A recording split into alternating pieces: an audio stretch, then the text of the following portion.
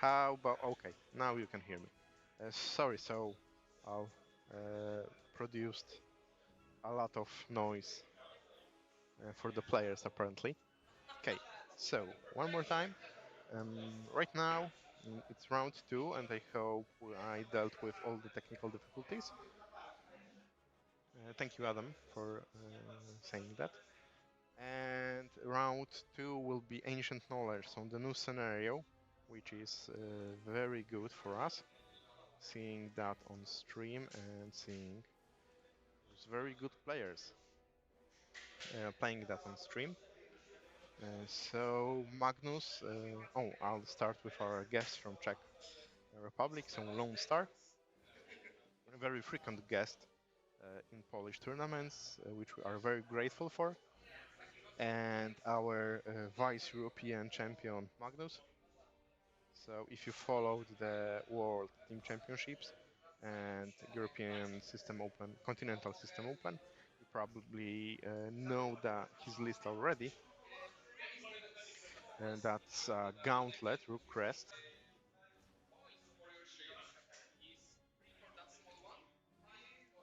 Hey, let me know if I'm back. I should be back, but yeah, please let me know.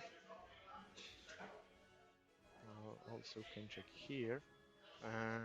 We have a public or semi-public Wi-Fi from the place we're playing, and it demands a restart of the network from time to time.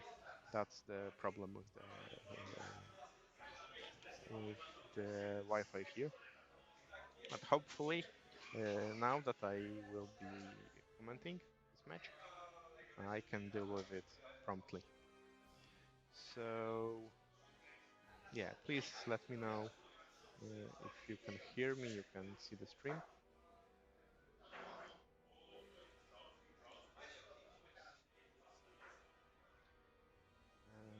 So, like I said, Magnus with his list from European Continental System Open and World Team Championships, which proved to be very effective with the trick with Cicastro Virago to switch illicits with Bosk, obviously, with Notorious on Razor Crest, and Babu Freak, and the secret illicit, thanks to the Razor Crest title, and Nim shooting twice and using droids to spend. Thank you, Adam, for confirming that. And his droid that he can spend red tokens from the opponent to rerolls greens. I mean, that's a very scammy ship. They do a lot of tricks, a lot of trickers, and Magnus proved that he can like easily remember all of those, or almost all of those, and use it very effectively. As you can see, Magnus' rings are on his fingers, and we will be starting the game shortly.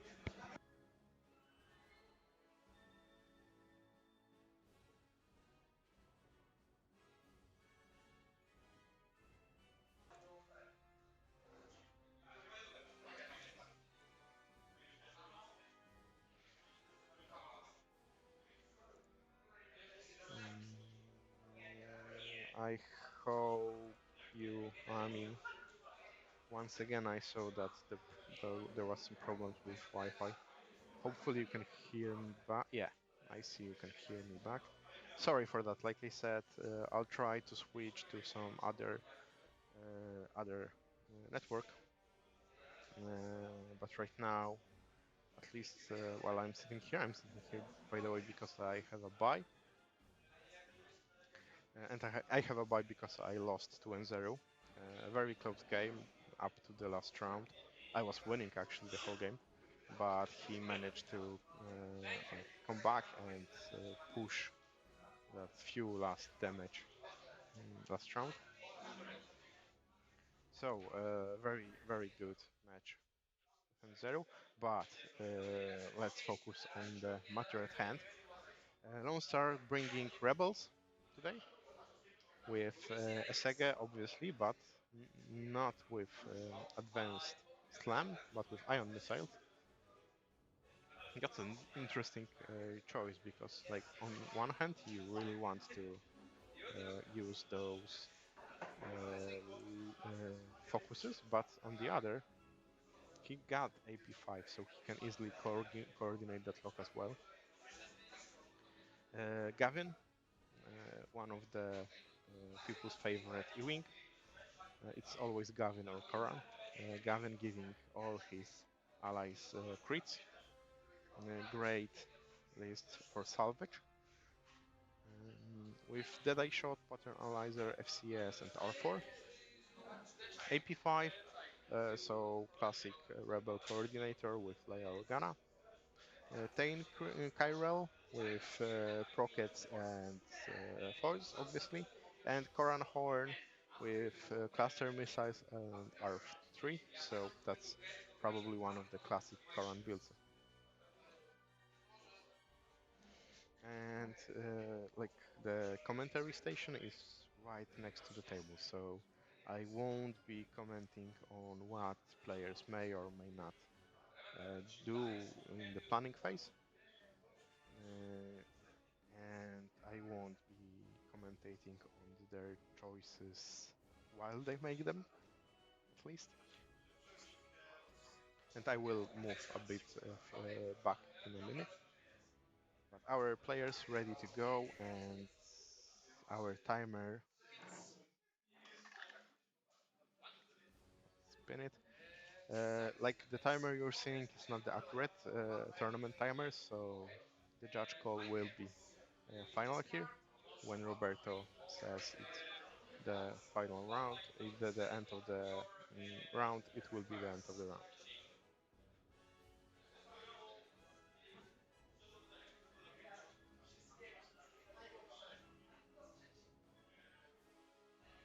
It seems that both players want to do aggressive runs. They are all in one side of the board, which is interesting. Oh, I see Lone Star put the objective right by the Magnus edge.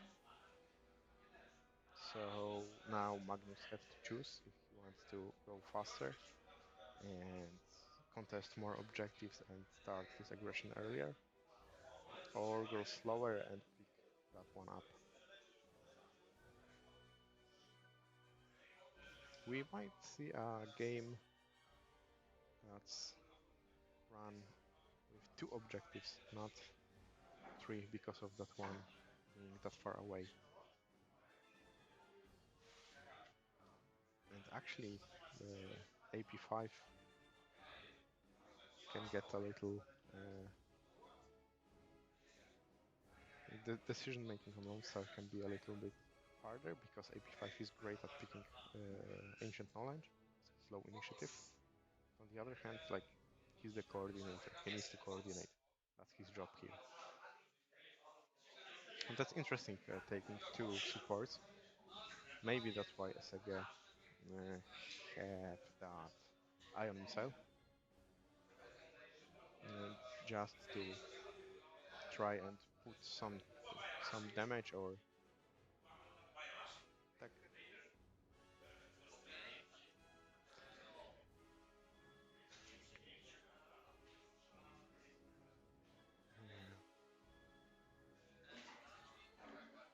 That's Gavin flying fast,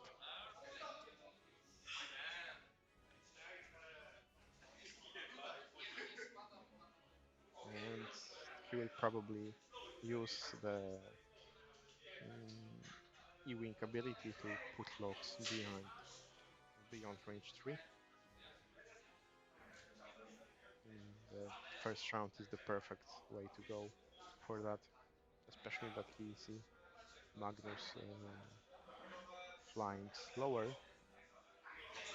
He boosts and puts the lock. Okay, that's aggressive. I mean, that's one shot, at least for now.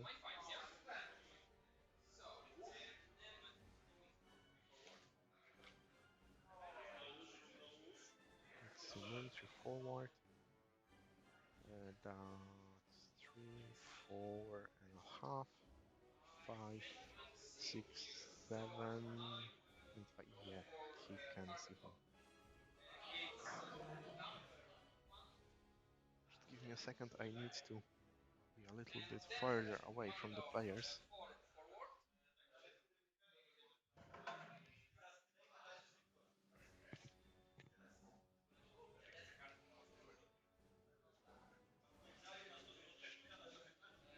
Okay, Magnus playing safe on one hand, playing more aggressive on the other.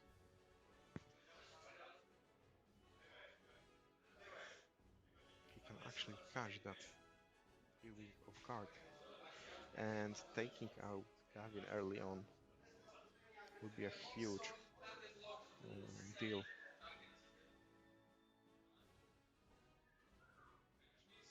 Yeah, he's putting target lock there. We have child, so the focus is not needed right now.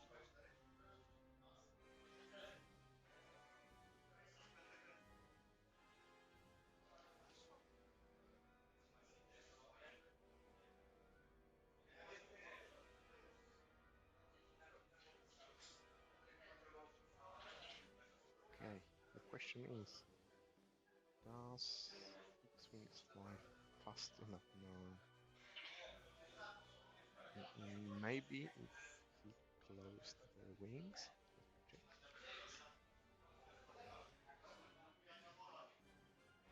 I don't think so. I think the wings are open.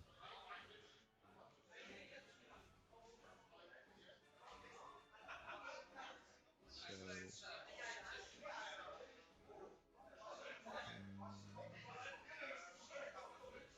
either way, I don't think he can. Nah, nah, he can't. Okay. Magnus seeing that and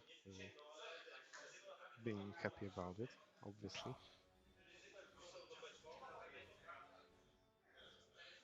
Will shoot out Gavin.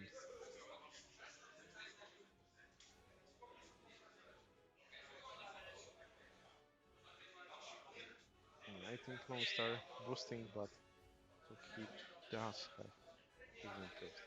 I think Lone Star boosting, but knowing that he won't shoot.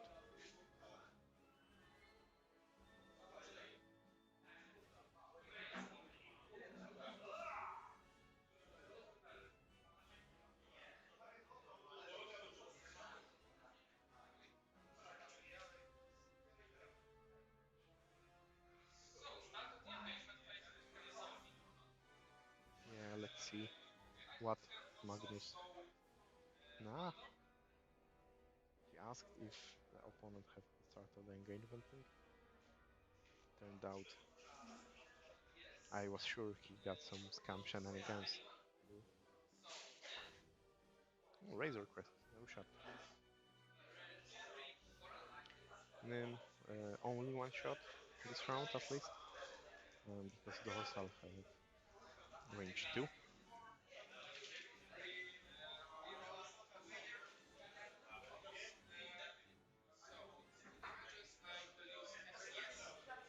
He will use FCS to have 2 hits and a crit.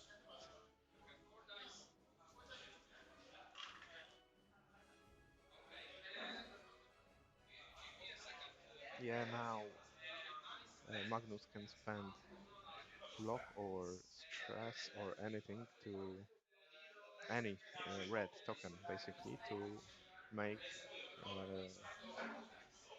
Lone Star reroll 2 dice, up to 2 dice actually. And now Gavin takes the full shields. He has no focus there. He took the lock on Rook. He actually have a range. So 2 dice, no mods. Unless he spends from a Sega, obviously. Oh, yeah. So Koran didn't take anything because he spent it as a goose.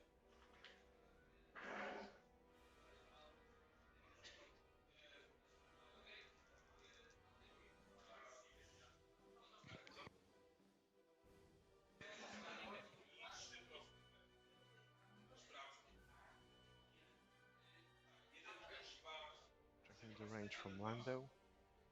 Gavin. It's out. Lando is not the primary damage dealer here, but either way,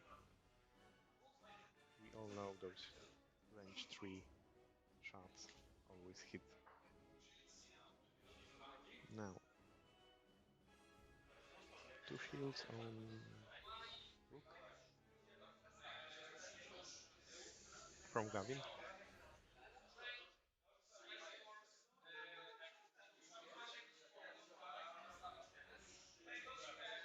And Magnus doing his shenanigans, so he took strain.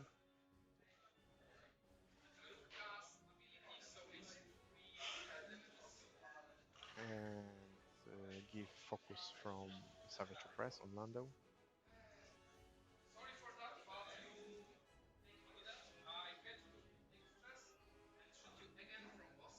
Yeah, and now using Bosk, it's shooting again because Gavin defended all that. And once more, 2 hits and a crit.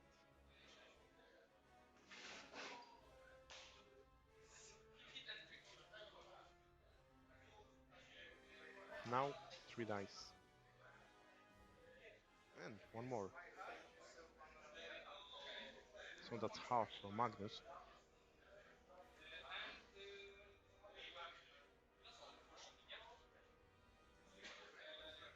And the crit is damaged engine.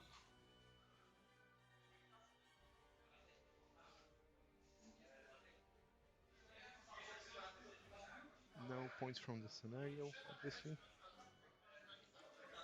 Because that was turn 1. Very aggressive turn 1.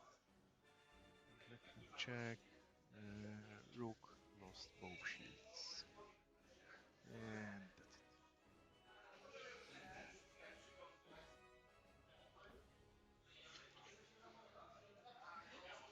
that's it. Magnus should have points from the half Gavin here, so don't why he don't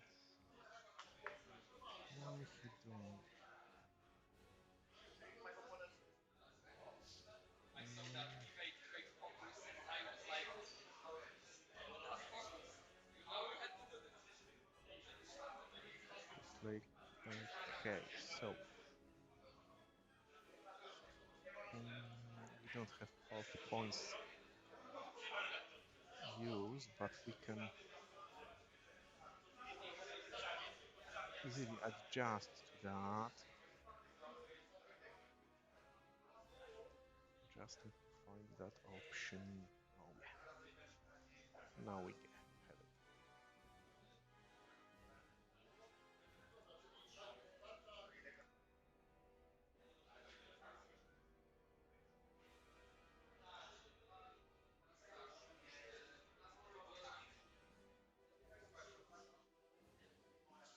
Mm,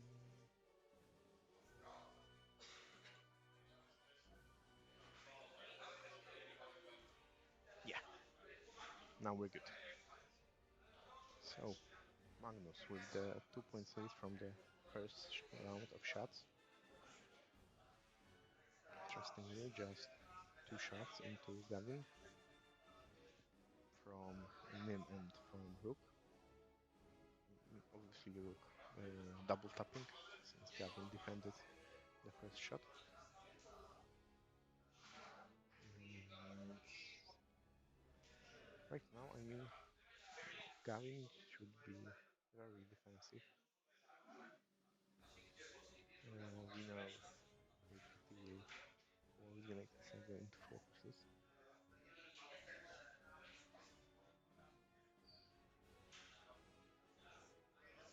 Magnus starting very strong after the first round. Let's see how it goes because it's all jousty here. All jousty here. But yeah, keep in mind, rebels are good at jousting. Hello there, Alfred. Yeah, sorry we're not with us today. And awesome job with streaming all the XTC games. So we have a moment, so let me remind you that Molfar is the captain of our XTC team this year and the last year as well. And right now we are in a loser bracket, so we have one lost already, and this year XTC is the loser bracket, so first lost is not the end of the game for the team, but the second one is. So right now we are proud to say that we managed to win our round with Philippine team yesterday evening. Pavlo making it 4-2. So each team having 7 players means that 4 wins give you the overall win. And Molfar, will you be playing your game? Hopefully so. Because like, obviously we won, but there is one more game.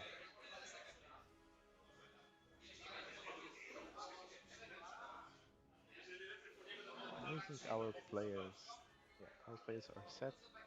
AP moved forward, focused Sega, and Sega will self-bump here. That's an interesting choice. Will he? It definitely looked like a self-bump, but he will not. Keep in mind I'm looking at the monitor, so the perspective is a bit wonky.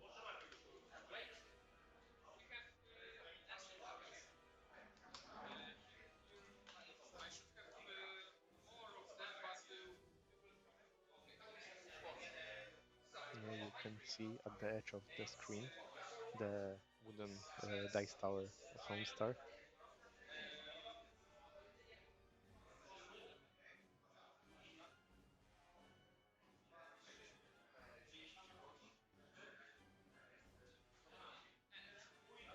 Okay, rook finds 2 straight.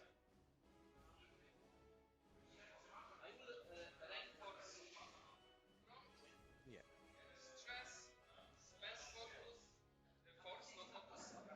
So I see you can hear Magnus a bit. That's part of his scam shenanigans. He reinforced front, he gets stressed because that's a red action on gauntlets. And because he gets stressed, he used Savage Press on Lando. Spend the force, use Savage Press to give focus to Rook. Rook right now having both focus and reinforce up front. He managed to block Gavin, and right now I think Gavin is a world of pain. Nim obviously turning him, and Mando as well.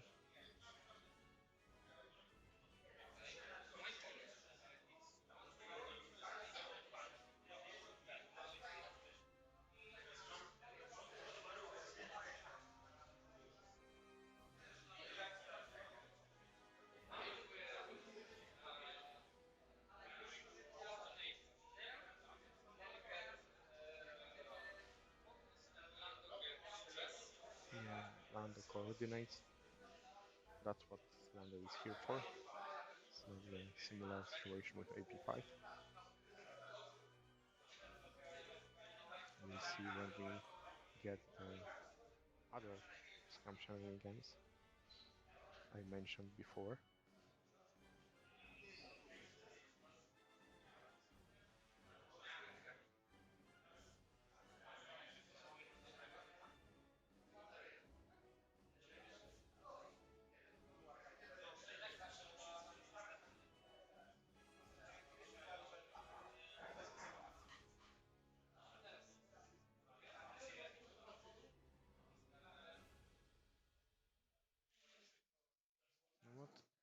See, there's a focusing problem.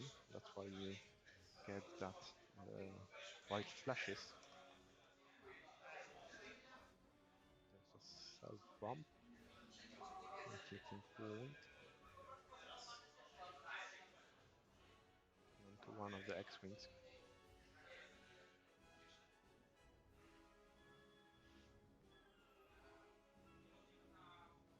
That's tail.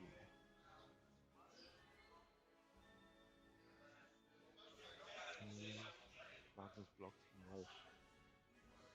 Now, Koran. Koran will have a range one shot, but I don't know if Lone Star is happy about it, because now Rook also will have a range one shot into X-Wing. And Koran will share the lock of tail.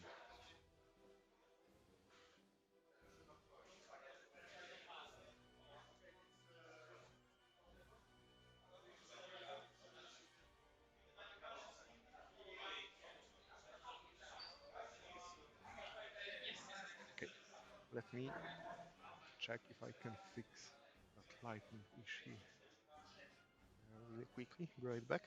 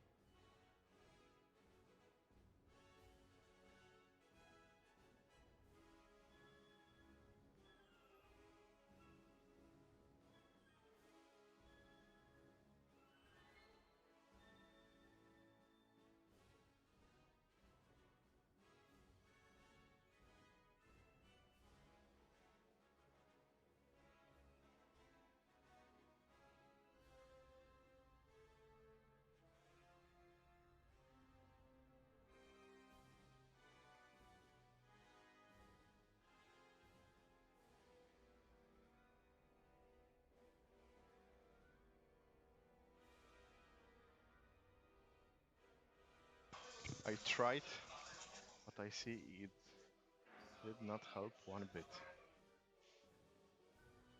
Let me quickly adjust that camera.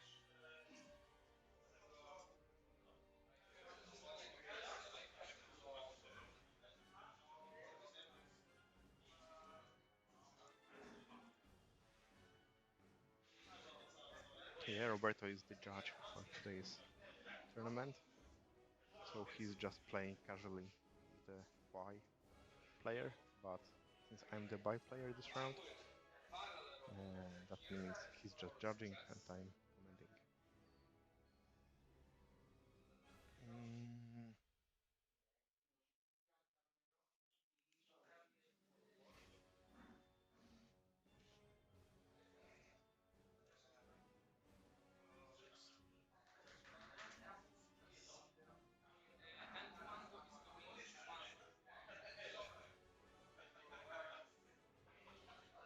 okay. Mm, Magnus turning in, taking objectives. That's one each. This one is on Segi. That one is on Mando. And first shot.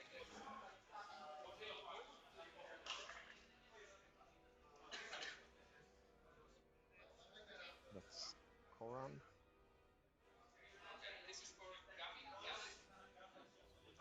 Having two hits and two crits. And actually Magnus can defend up to 3 here. So he's taking the crits. He didn't want to spend his force. The first one being direct, and the second one being wounded. So that's 3. We're on to Rook. There was direct and wounded.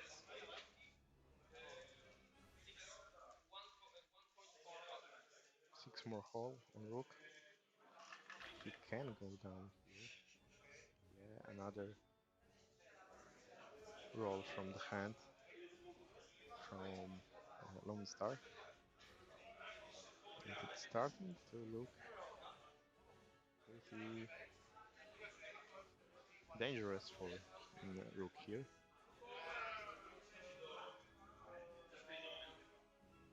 Okay, so the first shot one was from one of the X-Wings, and the second one is from the other, and that's the Tain shot. So Tain will use his ability to check the crits, and they are both direct, so it's easy.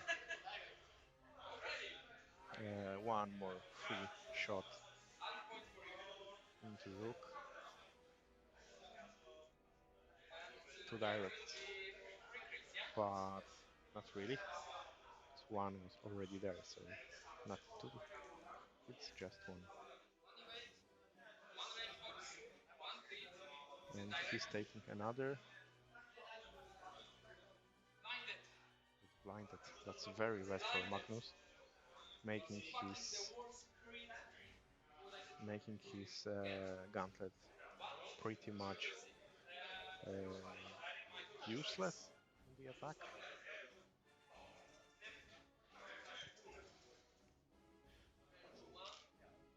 You'll be seeing my hand from time to time taking the dices. Nim range 1 trying to take out Gavin. That's initiative kit, so definitely worth it. That's 1 hit, 1 focus, and 2 blanks. Dices right now definitely favoring Magnus.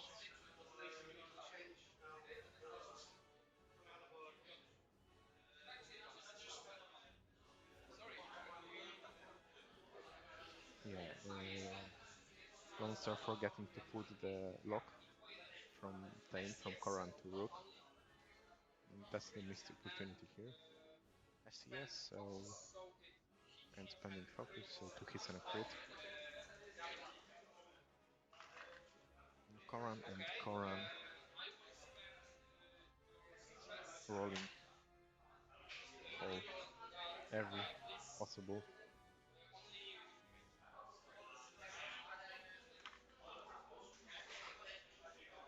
Yeah, I don't think that was the best choice, because Magnus should have made Lone Star reroll focus as well, because Asege was in range, and Koran had his own. There is blinded on Koran. On Gavin, sorry. And he's on 1. So there's a big chance the second shot from Nim will finish him off.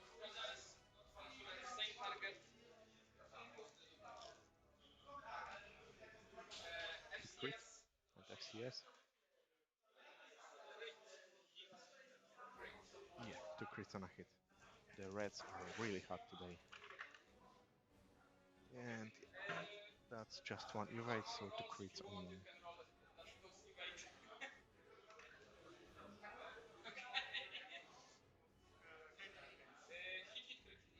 Yeah, Magnus making him rerolling just to rub the wound. And the crits are weapon failure and panicked.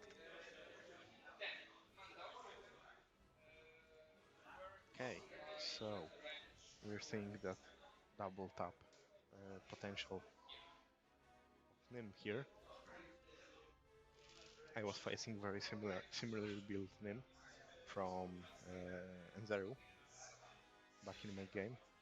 Also with Fearless Bomblet, VTG, R4, Havoc, Dorsal, all the shenanigans here. Mando rolling nothing.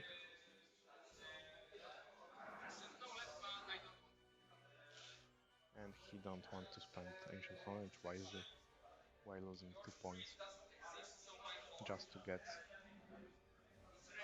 maybe 1 damage. So yeah, Nzeru having the very similar name, but I made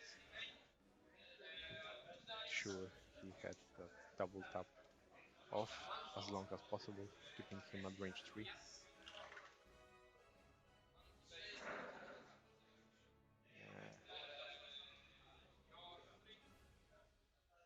Sega shooting at Rook.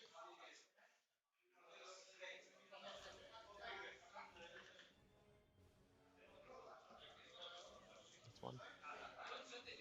And Rook is safe. That big sheep having 2 green dice.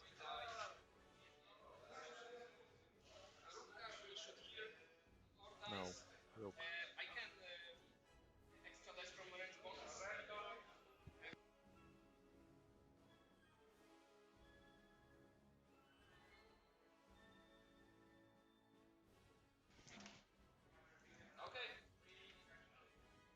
Magnus asking about the range bonus with blinded. Ah, those blank out. So 3 into 10. I mean, Rook going down, but going down hard. And that's half in Tane. Let me just make sure. Oh, Tane got 1 more from Lando, so he's on 2. And 1 each from the objective.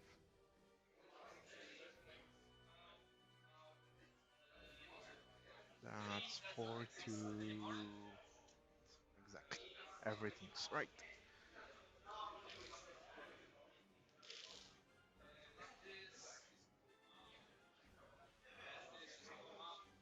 And Magnus keeping his advantage, keeping his score higher than Lone Star. But I don't know. I mean, Rook is 6 points. Lone Star take out Rook, and he will probably take out Rook. Turn or maybe not.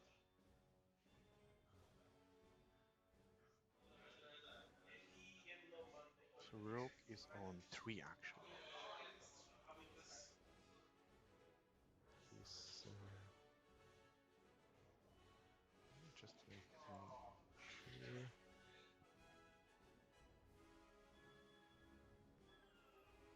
Yeah, Rook is left on 4.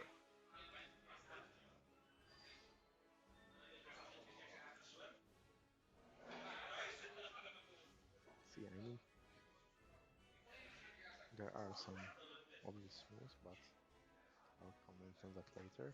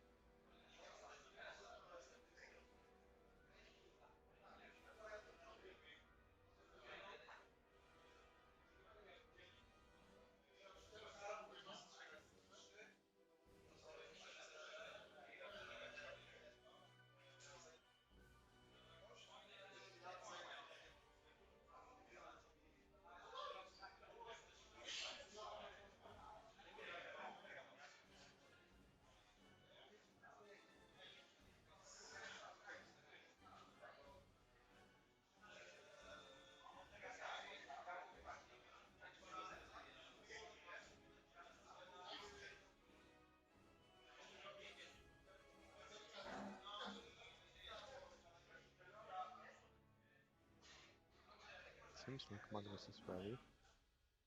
and 1 star. Thinking about his last move.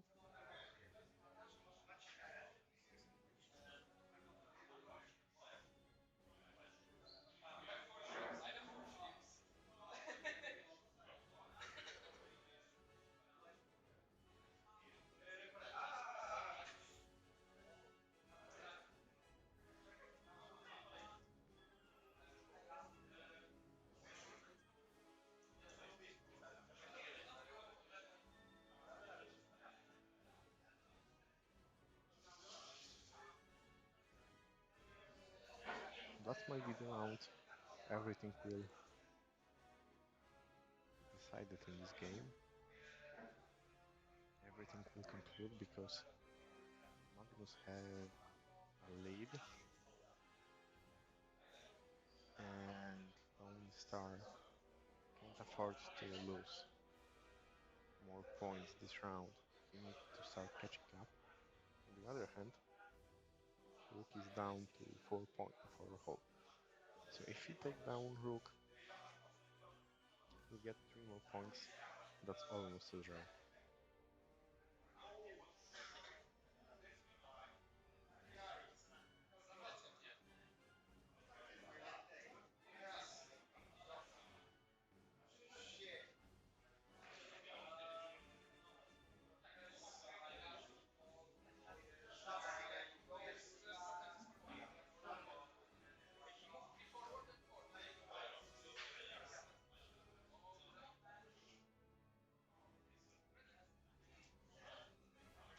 Players are ready, dials are set.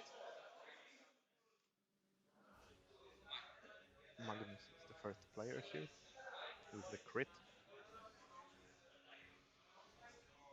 Crit and hit actually, because Monster also get a crit.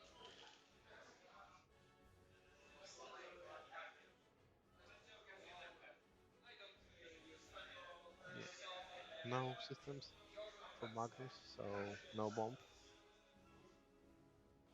And 85 will go in. Now the question is, I'll wait with that question after the players play. So coordinated block.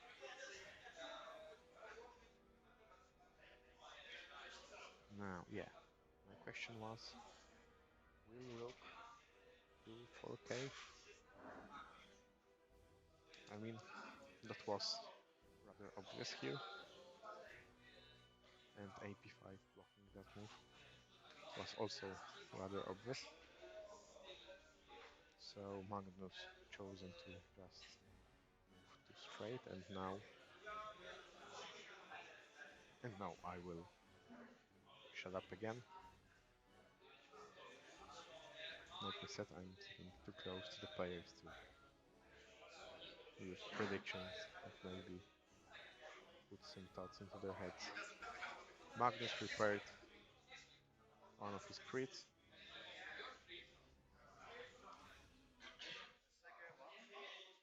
and obviously not the blinded pilot, sorry for that.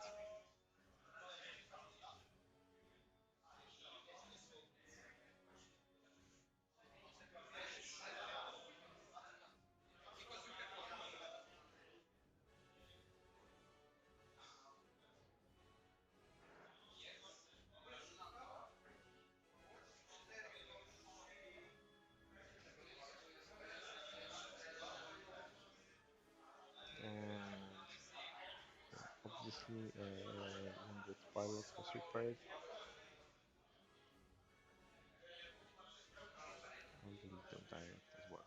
Only blinded on Rook,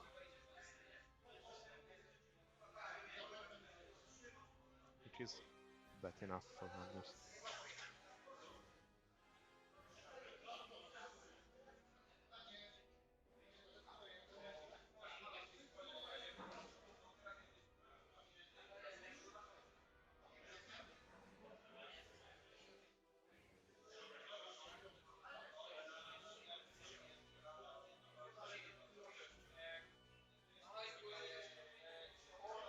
hard choice to make because Lando was in a good position to block 4K, contain,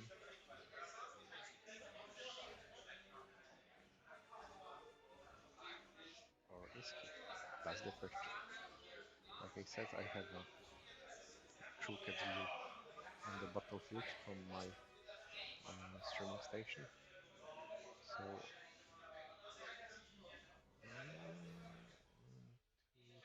he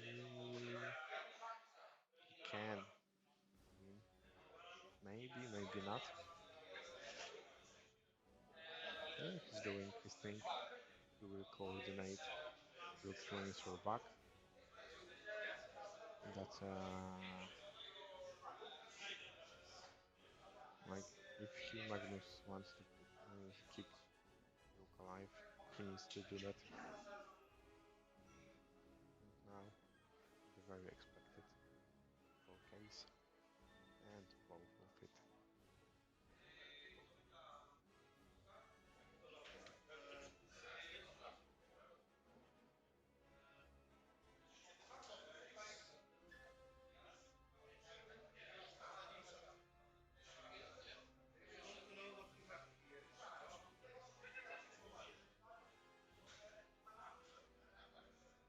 4K on Koran.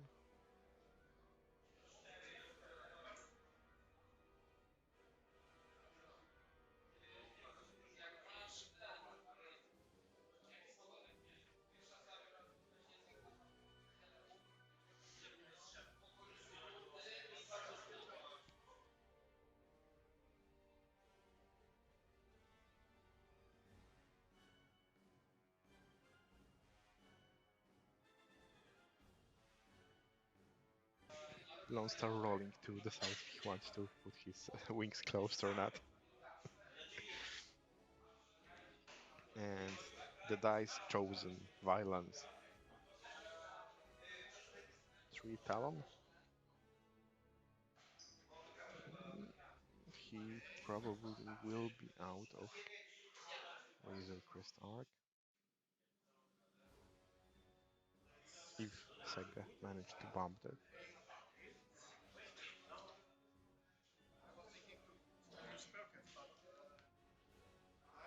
Oh, okay. I was wondering why Koran took a focus. And now I do because Leia on AP5 fired up.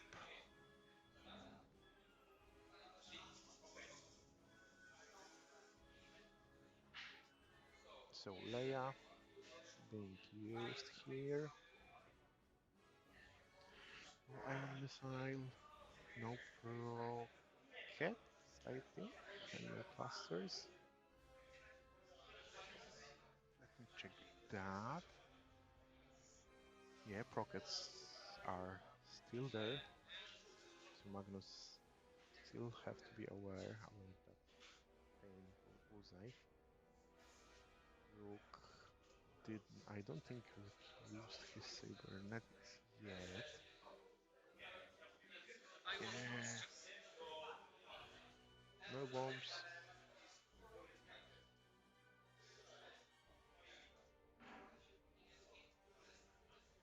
Actually, Magnus using surprisingly little scam shenanigans.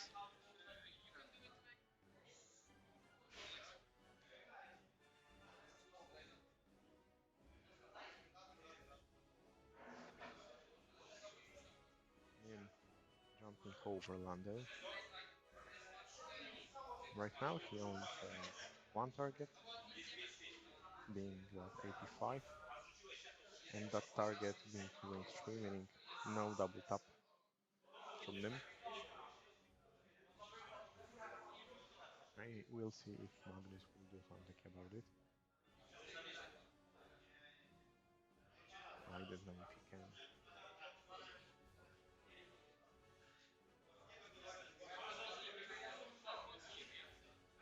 Well, actually, yeah, he can rotate his arc to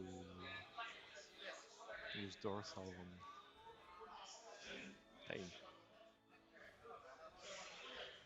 Yeah, that will enable his double attack here.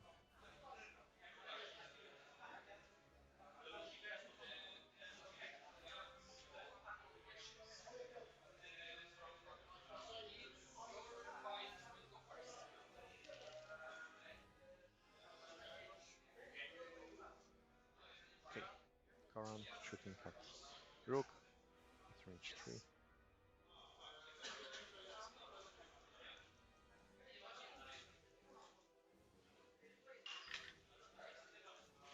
Just one, and using his lock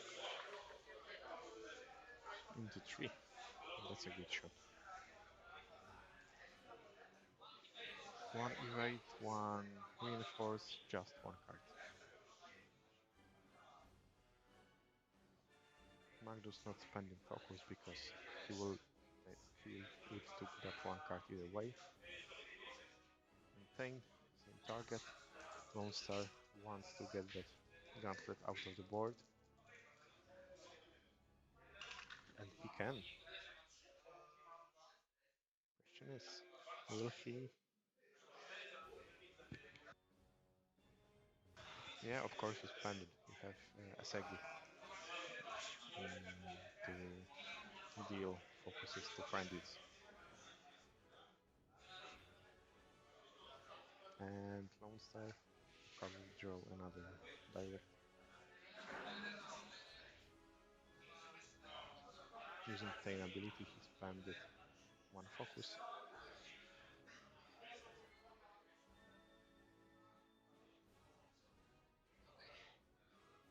So that's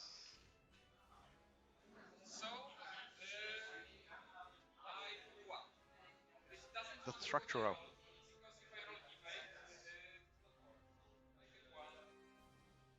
Yeah, and Magnus taking another one because he have that reinforce, so no needs to roll. He'll take one either way. Now, Magnus fights Mando, trying to reach that Tain. I don't think. Yeah, there's maybe judge call here.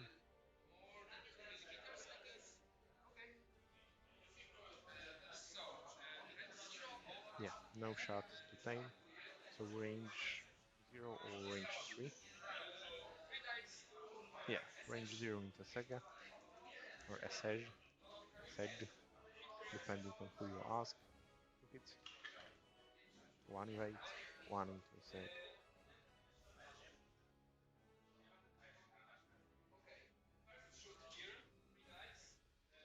First shot from him, shooting at range 3 into AP5. That's to hit, just to hit. And just, that's a good result from 3 dice. Range 3, so 3 dice for AP5. And one in, unless he can reach a Sega, he cannot. One in. That's the single shield from AP5. And the back shot into Tain, just one. Tains will survive that round and untouched.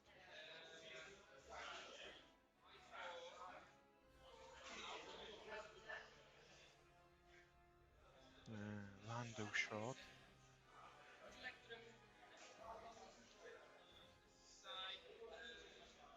Magnus trying to reach AP5 because that's the only possible target here. Let's check if he can. I don't think he can. No, no, he cannot.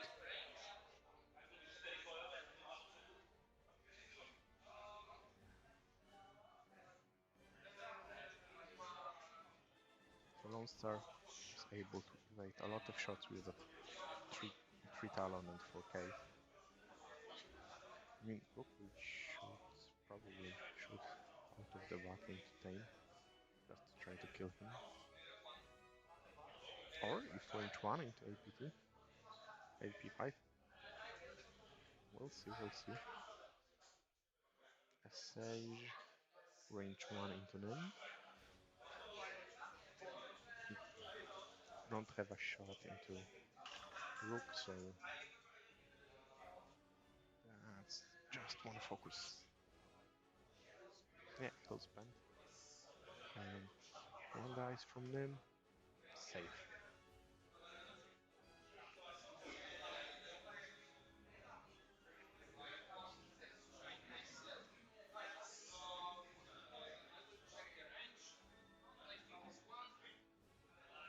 And now checking the range. Range 1 from the front. Range 2 into 10 from the back. He still have focus on rook. I think it's one, yeah, 2-1 to have b5. It's just 1 point, but Magnus deciding to shoot and a5. Remember he have blinded, so no mods. But 2 hits and a crit into 1 evade. Hit and evade, that's half at least. And the crit is direct. AP5 left on 1.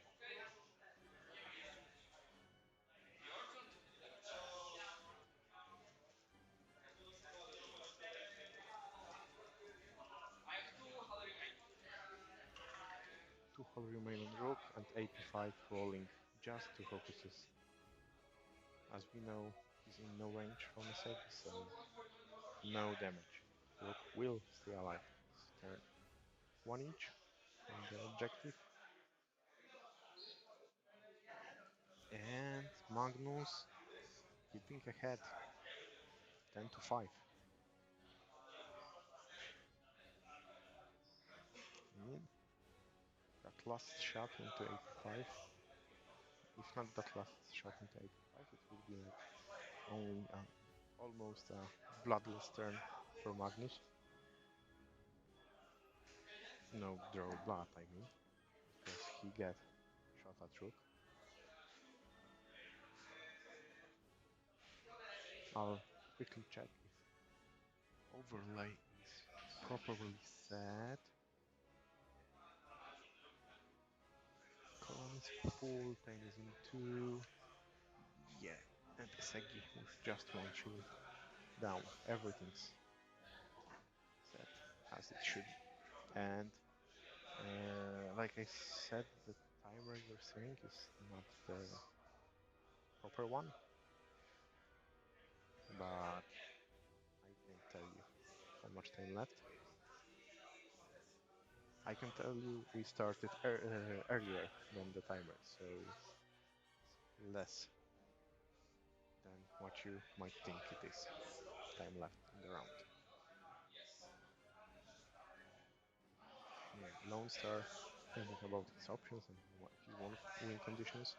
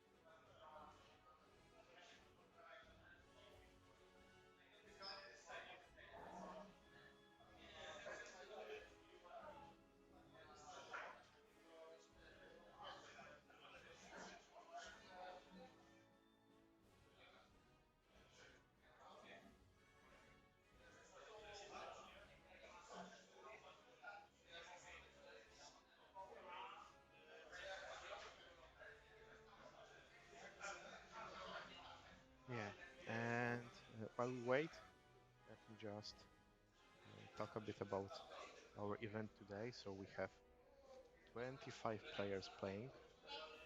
We had a bit more registered, but few drops last moment. For example, I'm the only one from Tree City area. Well, but 25 is still a very good number, I think. Obviously, the half of what we have in Warsaw, but Warsaw tournament always being one of the biggest in Poland. And like I hope this year I will get a bigger number of players in Pomerania, so make sure to be there.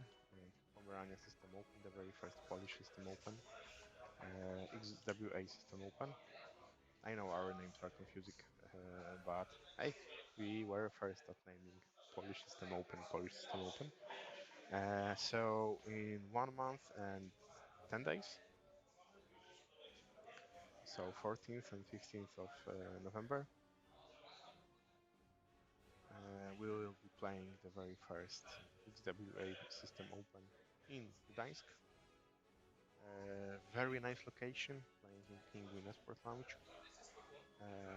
So the bar, the food, everything's been there, and the venue itself being on the train station, basically.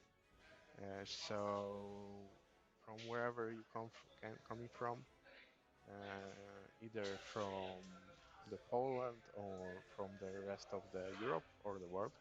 Like if you land in Gdańsk airport, you can get to the venue with one train straight from the airport and to the venue. That's like 20, 15, 20 minutes, I believe, with a train. Super easy to get there, and we're starting at 10. So all those early trains should get there. Okay, our players are ready. So, like I said, I invite you to the Gdańsk, and our Polish nationals, which will take place this season in Warsaw, as well will also be the XWA System Open. So, and that's in March.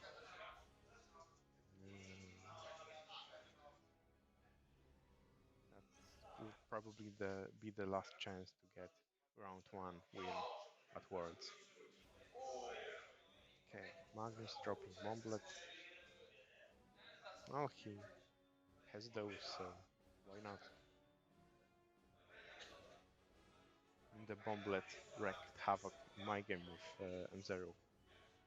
I rolled 2 hits on Anakin. I mean, only on Anakin, but that's half Anakin.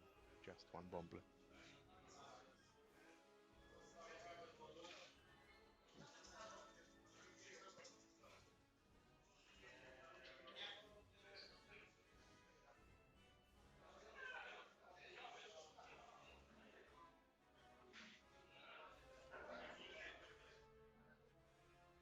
Yeah, like I said, that probably will be the deciding round here. Magnus taking the lead, but Lone Star still could come back. All the ships. His X-Wings are on the back of the scams, so they have wreak havoc here.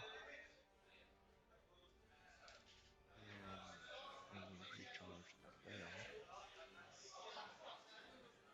and spend that bomb blade.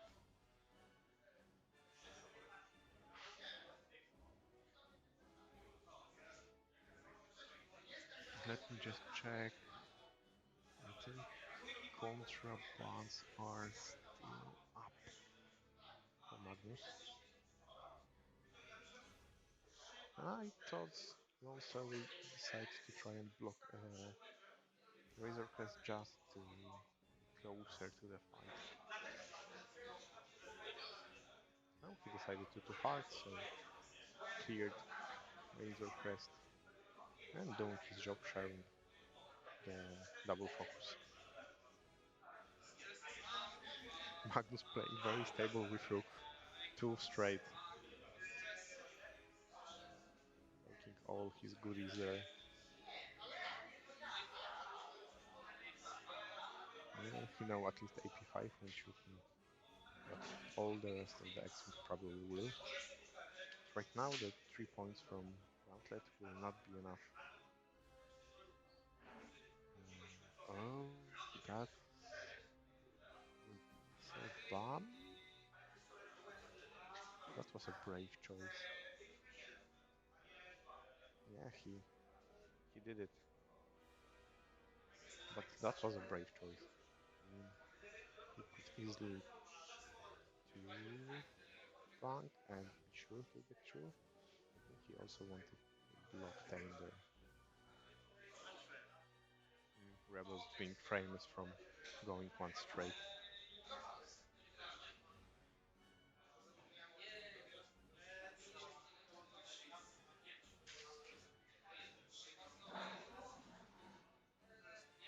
I mean, on the other hand, Lando will get that, potentially, of course, will get that bomblet.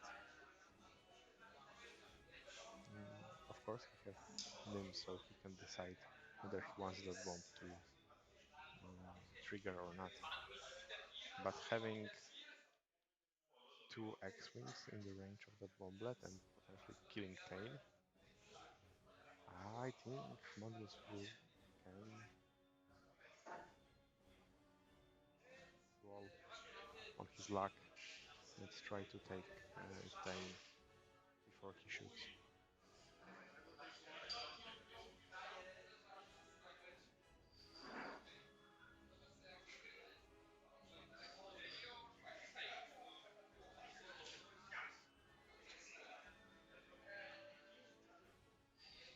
And that's now Lone Star have to decide what to do with the X-Wings.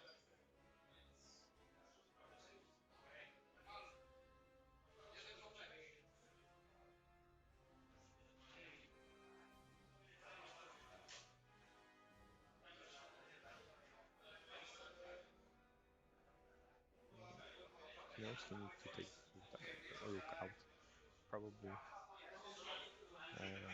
in as an initiative kill. Will he commit both X-Wings to do that?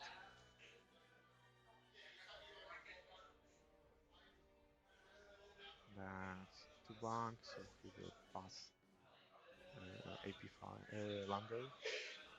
Those two ships being very similar, small shuttles used for coordination.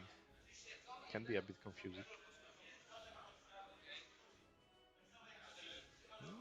He decided to focus boost with closed wings.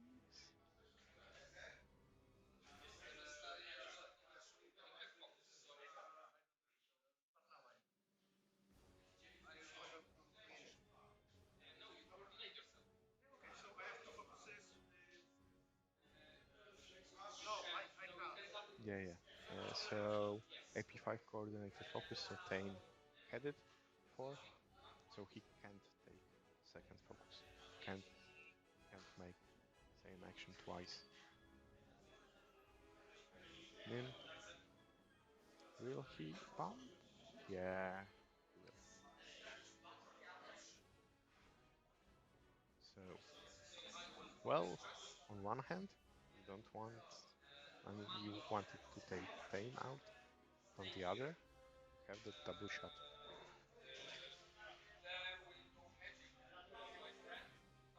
Okay, now Mando doing his shenanigans. So he'll take the stress on Babu Freak.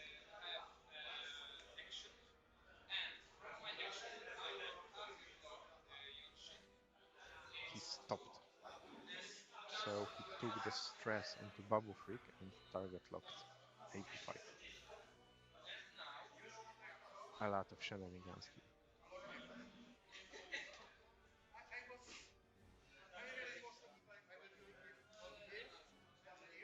And I think he did not reveal his illicit yet.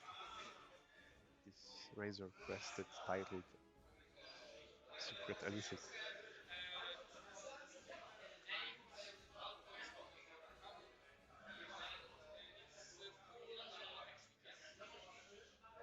in that lightning problem being players bending over the table because we have one big lamp uh, just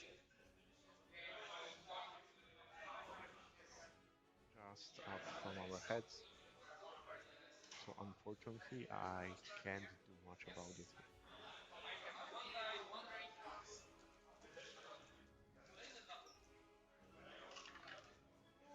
Okay, that's the first X-wing. 3 dice, so that's probably Koran using his lock to 2 hits and a crit.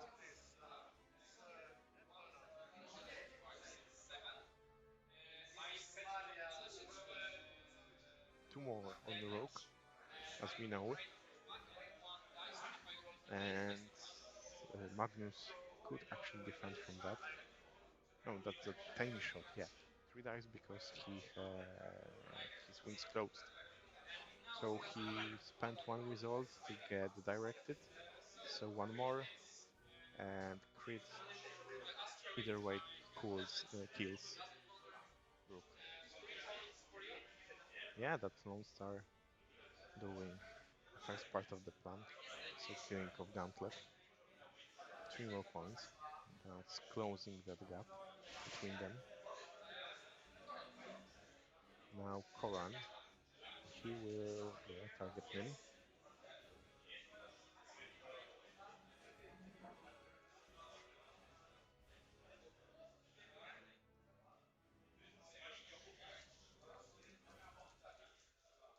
Right now we're in the range of halving one ship and getting the draw here, so obviously Magnus did not shot yet. So he will have a shot double tap from him and 3 hit and a crit from Koran. He can use Segi focus. So 4 hits into Nim. Just one. He won't be halved if he spending focus and losing 3 shields on Nim. Leaving that one shield to maybe defend the crit.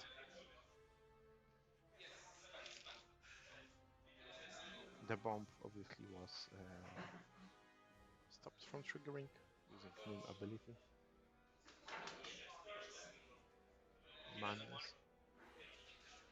Mandas shooting at. That's the question. He locked. Oh, he locked Tame. He did not lock PP 5. He locked Tame, so he will be shooting Tame. 3 dice into 3 dice. 1, but he will reroll. Reroll.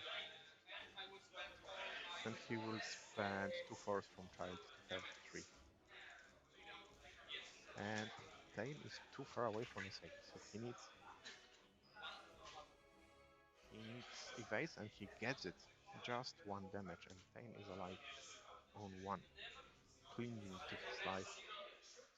Nim and range 0 shooting at Tame, trying to get him off the board. That's just 1.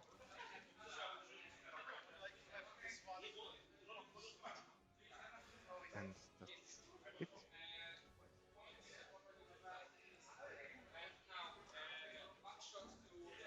That's Tame, like he fought pretty well to live. And that's 2 into Koran. The time has been called. So considering right now Magnus has 2 objectives and Lone Star only 1, Lando took 1. That's probably a game, unless like a Sega will do a crazy shot. 1 from yeah, One from London to 85 has pending on shift knowledge, killing 85.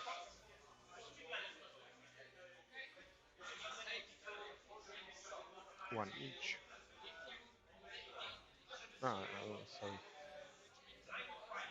Sagi will shoot.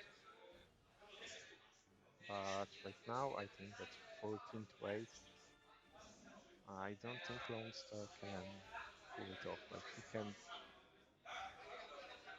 try to kill Lando, maybe? Or half Nin. Two crits. That's a good shot. Two evades. One each, and Magnus winning 15 to 9. I mean, I think so there why Magnus managed to took that all the wins in Belgium,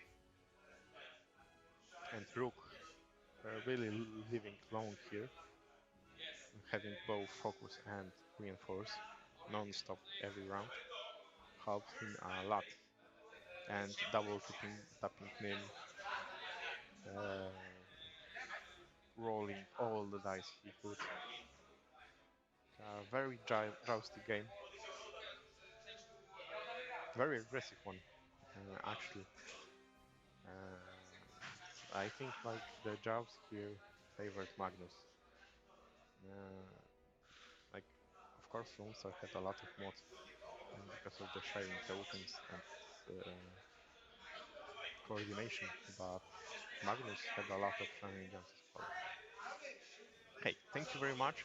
We will be back in.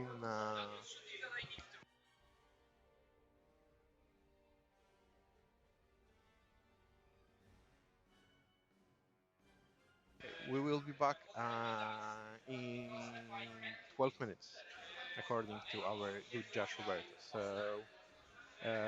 I don't know if anyone will be commenting because it depends on the player that have a buy.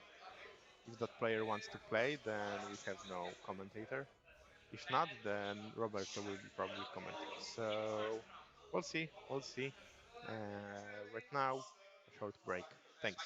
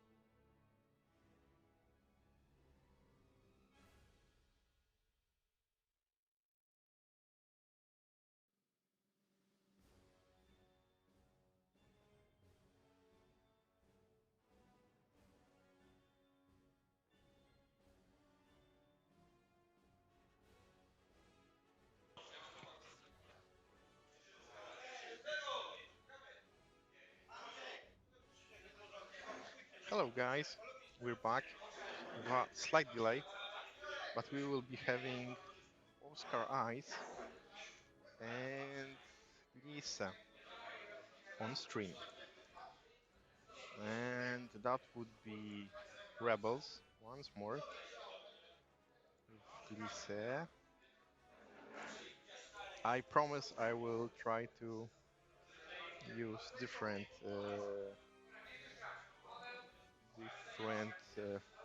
factions next time. And Oscar is flying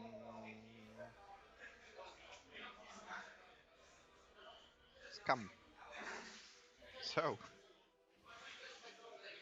but different Scum. So that's good.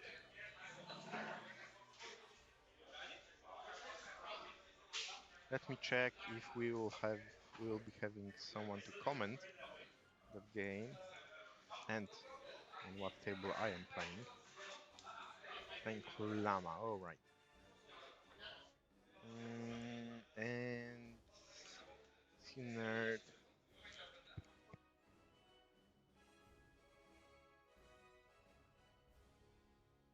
So I'm leaving you in the very capable hands of Roberto, who will be commenting. So I will show him what's what, and then that's that.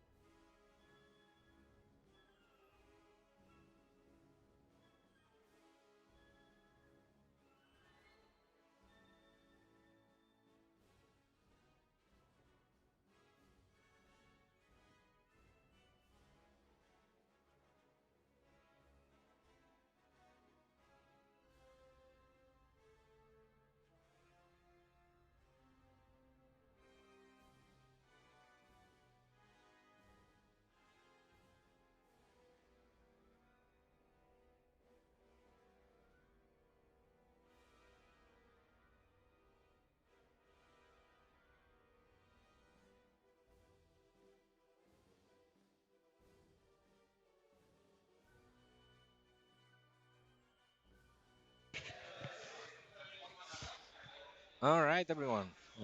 Welcome to round three. Uh, this one, I will be the one commenting. Roberto here. We have a top table with Oscar, who won the latest PSO tournament, and Gliese, who is also experienced player here within the Polish community.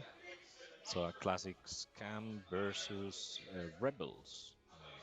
Surprising, both of the players playing factions that they do not normally play with. Gliese has been playing in the latest tournaments with some CIS, and for Oscar, his win in the previous tournament was with First Order, but also throughout the summer, including the tournament in Belgium, he was actually playing CIS as well. So we'll see how they are doing. So far, I believe both of the players have won both of their games. We played Salvage in the first scenario, and then we followed that up with Ancient Knowledge on the second. And now we are preparing for Assault. Actually, the timer should already be up because we started already the round, and we will see how players do the setup of the objectives. So for Oscar, he has four ship lists, including Fenrau, who I believe has just Fearless, then has Nim with some bombs, the dorsal turret, and the droid that can spend, I believe, is the one that can spend the stress to get some other results.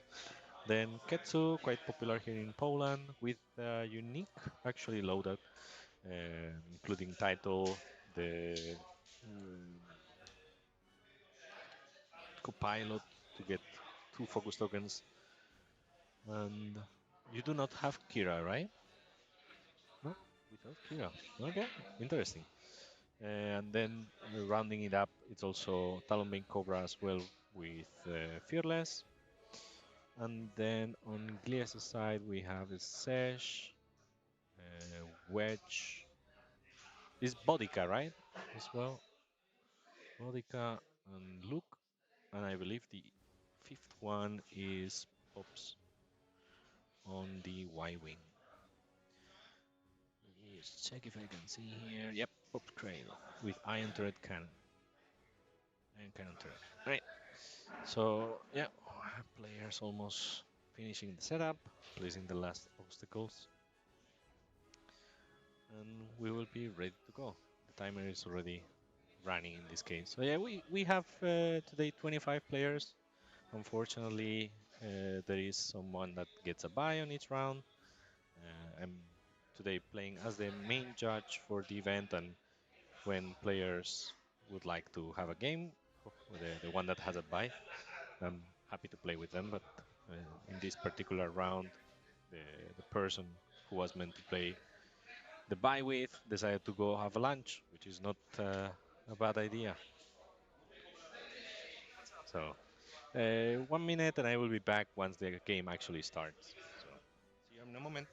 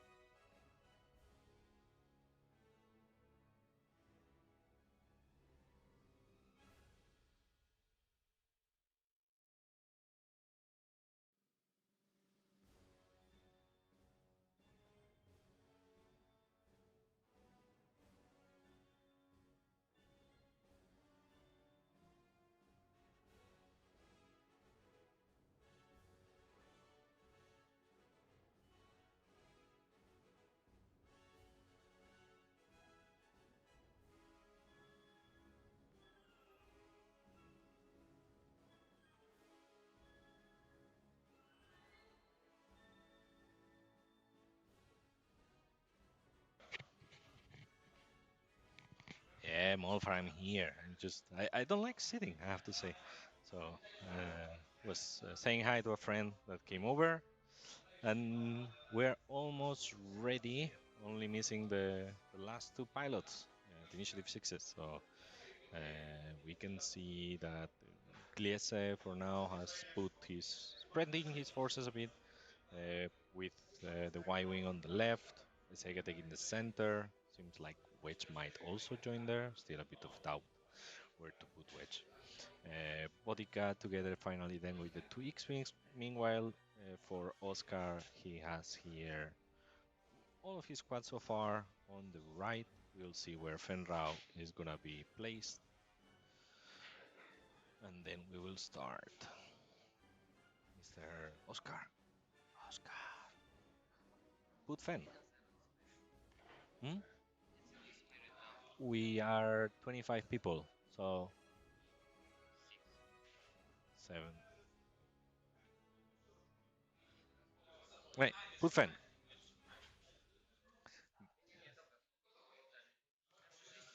So, yeah, I was moving a bit the camera because it was a bit sideways, so I decided to put it here. Hopefully, now you have a really nice view of the playmat. The playmat that the winner of the game will be taking home. The winner of the tournament, sorry. So, sponsored by Playmate, a local brand here in Poland. Heavily recommend to those in Europe looking to get one playmat for themselves. Like we've been actually buying mats from this company for the last, I don't know, 7, 8 years for different games, including Legion and Shatterpoint. They do a really good job. Their playmats are sturdy. They do not break. They keep the color for forever. Like we have some, I think, already the ones that we are using in most of our tournament today that are hours from the club. They have like 7, 8 years and they still look like new. So really happy. We're not being paid or anything for that, but more than happy to provide a good feedback. So players already setting the dials and doing the road roll for the first round. So Oscar has the initiative, and we will start seeing the ships moving, checking for systems. And then the first ship to move will be Pops, who seems that doesn't like to joust all those cam ships. I guess that's wise. And that's a too hard towards the rest of his squad, taking a focus,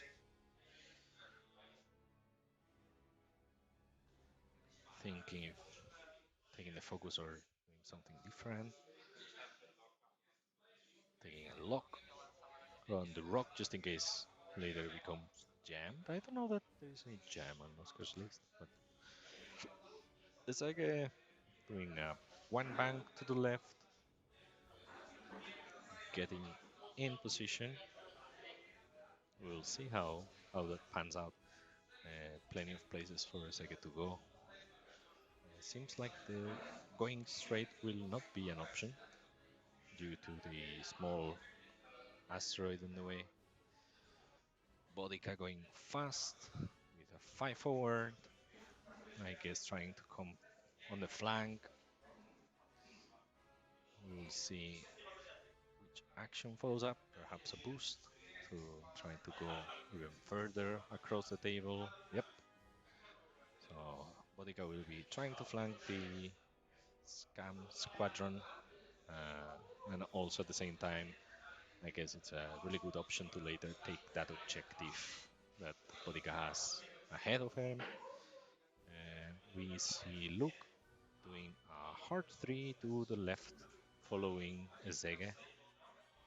Ah, yeah, initiative had been won by Oscar, so Ketsu going 5 forward, across the table, trying to get to the enemy as soon as possible. And thanks to Perceptive Copilot, I imagine that it will be the focuses, taking also a target lock. Again, I don't know who has a jam, but sure. Cobra doing only a 2 forward. I guess leaving options open in case he wants to go straight or wants to turn in later on. Also taking a lock. Then Nim doing a 3-4, being a bit faster. So yeah, still, I guess that perhaps he will be the one holding the objective a bit longer later on if he wants to go slow. Taking another lock just in case. Now finally Luke does the 3 hard towards his left, following Sege. We'll see how that pans out because I'm a bit afraid that Sege could end up being the one facing the entire scam list, which is not something you want to do with Sege. Fan also flying across with another 5 forward. So seems like Fan and Ketsu will be the first ones to meet the enemy. We'll see if they turn into the center or they try to go through the edge of the board. Now waiting for the action, perhaps some reposition or just taking a token and staying in place. So yeah, so this game quite important for both players, trying not to get a loss here at round 3. Following the suggestions, okay, when we have Wedge following just behind, Luke with another 3 hard. So as I was saying, just like we see for System Open series, here in the PSO series, we've decided to also use the progressive cut, which means that the only way to get into top 8, sorry, for day 2 is to either win 4 games or 5 games. You need something? So losing one game means that that's the only one that you can lose, and it would be still 2 more games ahead, in which you need to win both. So both players know there is a lot of stake, lot in stake this particular round. So we move to turn 2. We will be doing dials.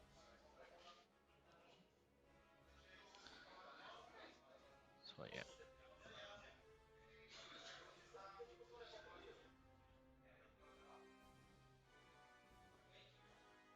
Let's see where the ships will be going this round. In general, I imagine that we will see again Hetsu and Fen going fast.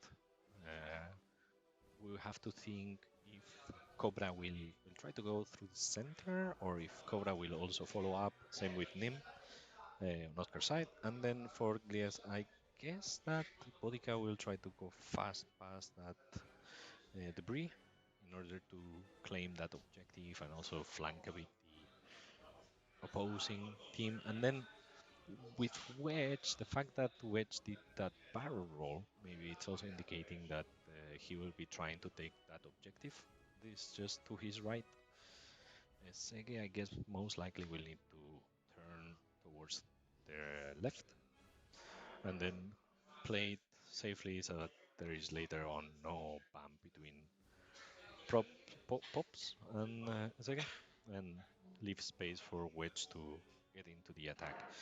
The main issue that we can find with the position of Glacier ships is that if Wedge does go too much towards that objective on the right, could end up too far away from Sege and not being able to use Sege's focuses.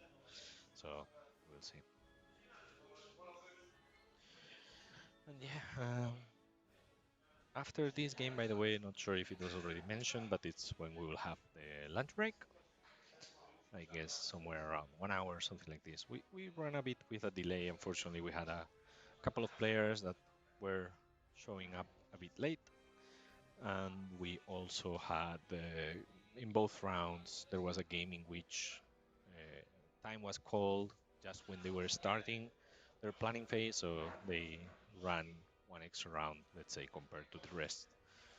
So it seems like the last checkings of dials on Glaze's side, and we will roll for initiative.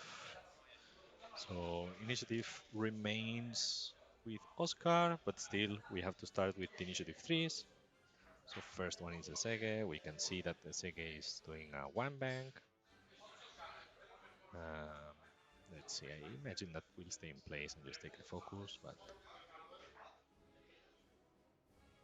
yep, taking the two focuses thanks to Perceptive Copilot, and then Pops doing a two bank to the left. So trying to keep the distance with Fan and Ketsu. And we will see which action will Pops take. Because it seems like Sege might be blocked going forward, so next round perhaps Pops will have to try to move out of the way first.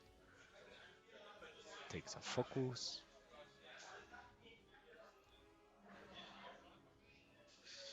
And then we have Bodica, who is, as I was mentioning, taking a 3 bank, getting close to that objective to score at the end of the round. Let's see if that's all it's doing or it will follow up. Yeah, with a boost. So yeah, Bodica flanking Scam Squadron. We'll see if anybody will end up seeing Bodica depending on how they turn. And takes a focus with a stress. So now back to Oscar to move his squad.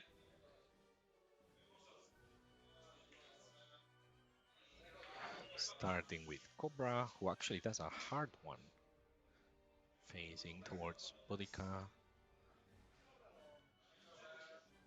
I imagine still at range 3. So that's good for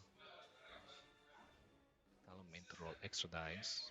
Nim also turning into the center with a hard 2, following Cobra. So maybe we are seeing Oscar split his squad in half.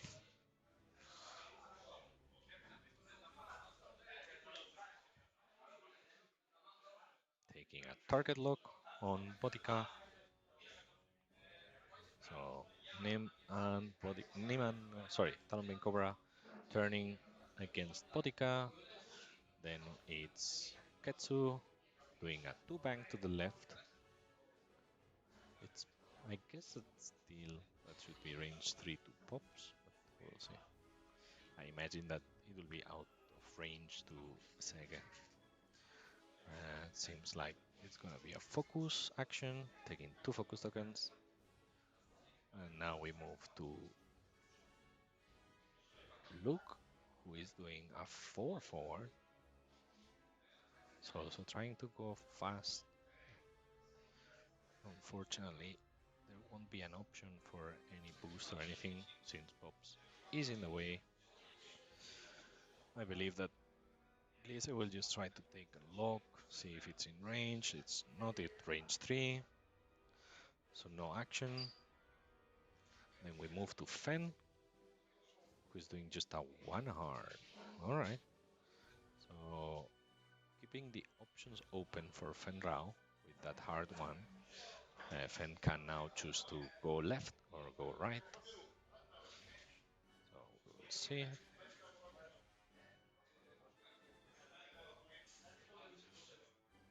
Could be like if he goes left, that would overwhelm, I guess, Bodica, but also that would leave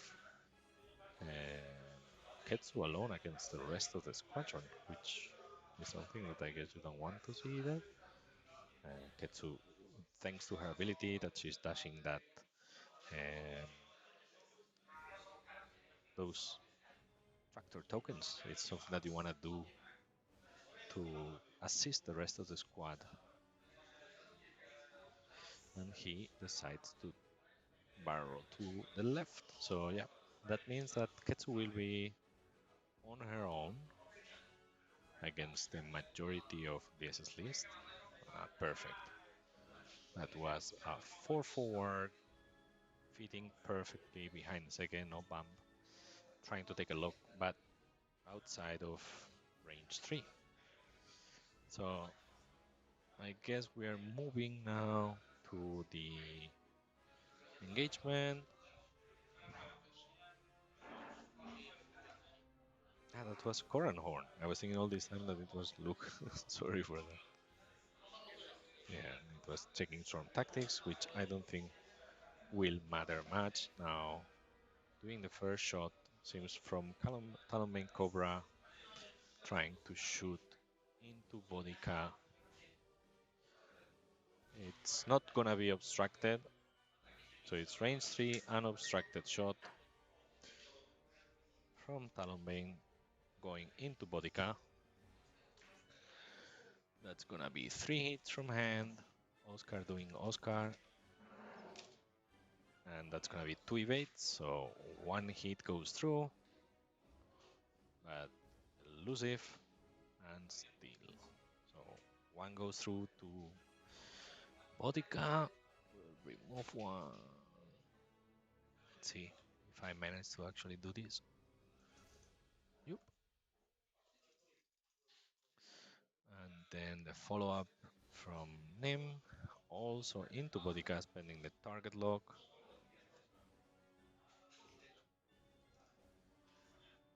Just 1 hit, no focus token, and Bodica is safe. Alright, so thinking here, yeah, so he spends the stress token from Bodica to force Gliese to reroll 2 of the defense dice, choosing to make reroll all 3. So the focus results and this evades, but anyway, once again rolls 1 evade, so it's safe. And finally, checking if it's at range 3. Looks like both are at range 3 of Ketsu, so choosing to shoot Ketsu into pops. Gets 2 hits and a crit from hand, and pops rolls 2 focus and spends the focus token to defense, only takes 1 shield. I imagine that the only other shot will be from Seke if it was at range 3.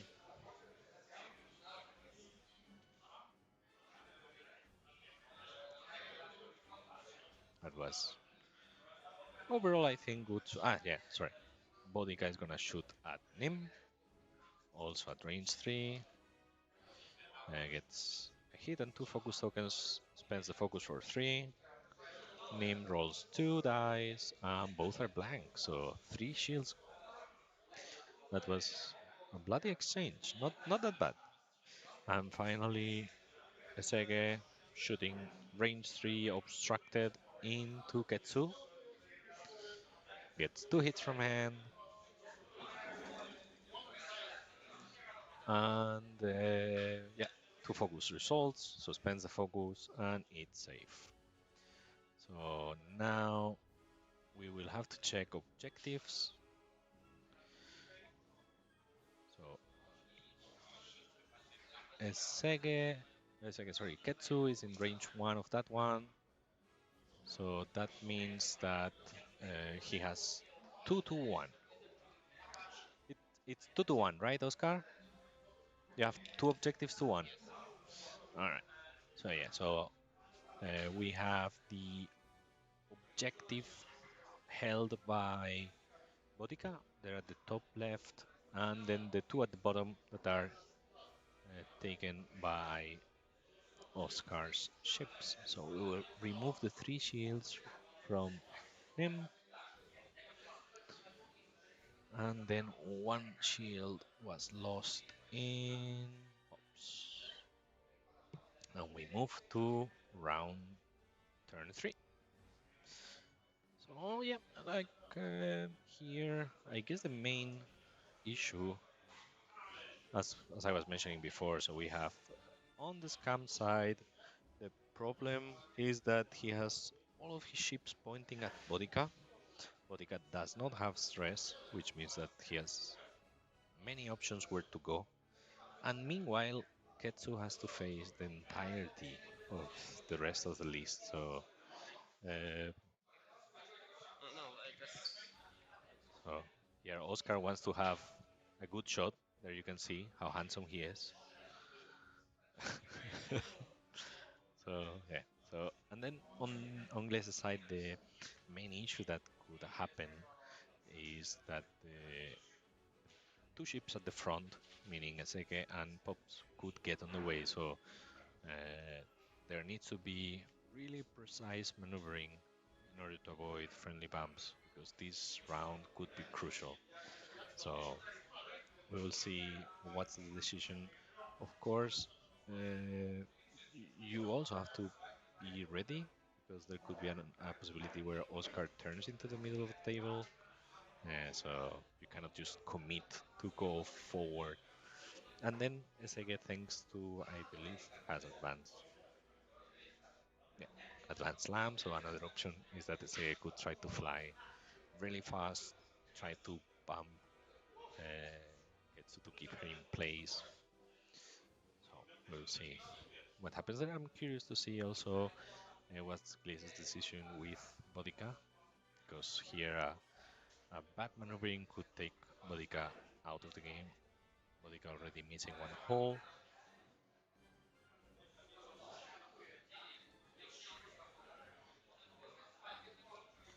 So yeah, so this particular round, upcoming one, round three, could see some casualties on either side. Honestly speaking, Gliese doing some good maneuvering could even take most of Ketsu, if not Ketsu, out of the game. I'm surprised that no locks are being put on Corn Horn to pass with his ability. That's why I was sure it was Luke at the beginning. I didn't check the list. Oscar already has placed all of his dials. He's ready to go. One more down for Gliese, who still has to think what to do with Botica. Oh, I didn't put the points. We should be 2 points for Oscar and one for Gliese.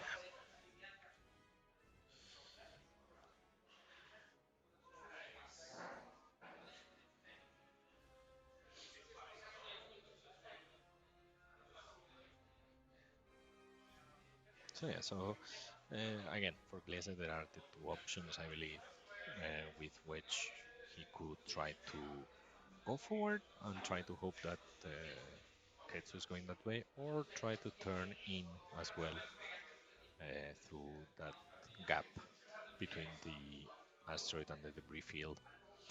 All right, dials are set. We are gonna go to the road roll for initiative. Let's see how that goes. So Gliese has 2 hits, Oscar only one. So the initiative this turn will go to Gliese, starting with the initiative 3 pilots, no systems. Yeah, I like this maneuver. 3 4,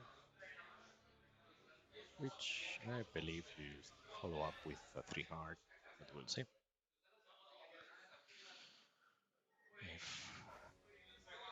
If SA will try to slam, SA currently has the firing arc pointed front and back.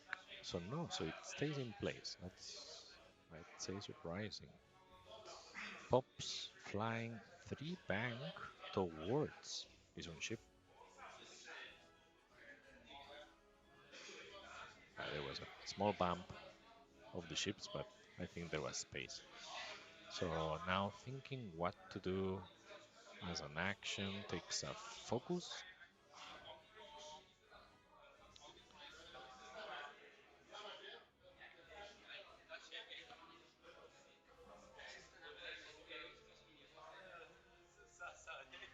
So he chose to give a focus action to Wedge and took a focus himself. Bodica doing a 3 hard outside.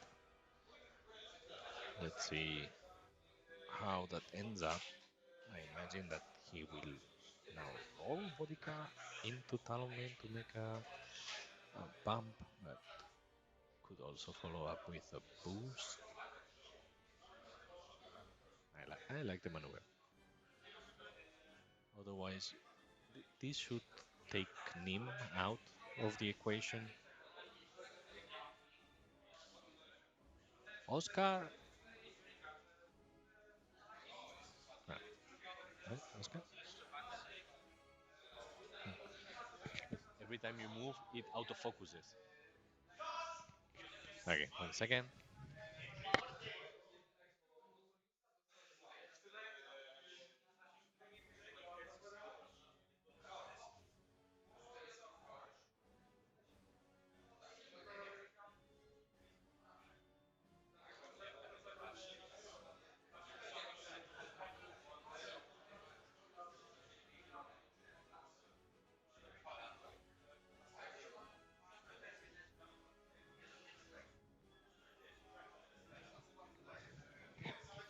Okay, I'm back. There was a judge call. So there was the barrel roll that I was expecting to see from Bodica. We have Coron Horn turning in, taking a lock into Ketsu. Now Oscar will move his fives, starting with Talonbane, who seems to have done a 4 Koyo. Let's see if that's the case, which would have been anticipating this move from Bodica. So yeah, 4 Koyo, Red Manu. Ah, no, not 4 Koyo. Ah, okay. So he did 4 forward. So there won't be any shot this round by Talonbane. And now thinking what to do as the action.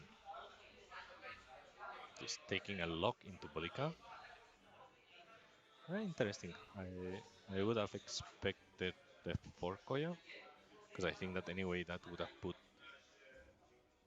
Talonbane in range 1 of the objective. That's the main question. Nim does a 3 bang. Unfortunately, I think that will not allow him to get any shots this round. I'm gonna go around. Yeah, I think it's gonna be outside of arc, but we'll see. Takes a lock on pops. And finally, Sabine taking that 3 hard inside, who will only have Bodica in range. So we'll see. Overall, it seems like the position of Oscar will be quite hard, honestly speaking. Well, anyway, uh, later on, Ketsu could do, I guess, a 5 Koyo. I think that's the maneuver that it has. Takes a focus on action, uh, likely taking 2 hard shots from both Koran and Wedge. Okay, and Wedge is also turning into the middle, doing a 2 hard, which got a focus token from Pop's last move. So already has a focus. Has, I think, yeah, has Ketsu in the arc. Let's see what's the action. I imagine should be target lock, but has the option to fire either at Ketsu or into Nim with the plasma torpedoes. Nim already missing 3 shields. It can be a good target to try to half. He doesn't have a focus token, but at the same time you have Koran, so maybe you want to follow up, and decides to take a lock to concentrate fire on the same target. Finally, we have Fen, who called the bluff. Does just a 2 forward. I imagine we'll see now uh, barrel roll or a focus, barrel or boost. We'll see what's the choice. And Bodica will need to cross the fingers. Hopefully 3 hole left and a 5 red dice shot incoming from Fen.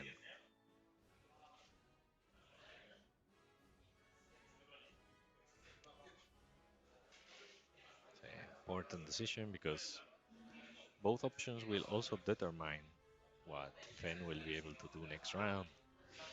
Getting stressed means that Fen can only go then forward, most likely. I don't believe there would be space to go left. And I think that Oscar has actually decided to stay in place, take a focus. Maybe that still keeps it at range 1. Pops gets Swarm Tactics, becomes initiative 5. Not sure if Pops will have range anyway to shoot.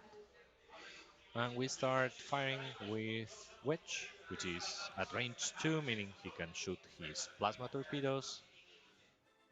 So 3 red dice against only 1 due to Wedge's ability on the defense side. Gets 1 hit and 2 blanks, spends the lock, gets crit hit eyeball, and spends his own focus for hit crit. So no evades, which means that loses 1 shield because of the plasma, then 1 hit for the second shield, a hit and a crit. The crit being stun pilot. So loses the shields, loses the whole, takes stun pilot.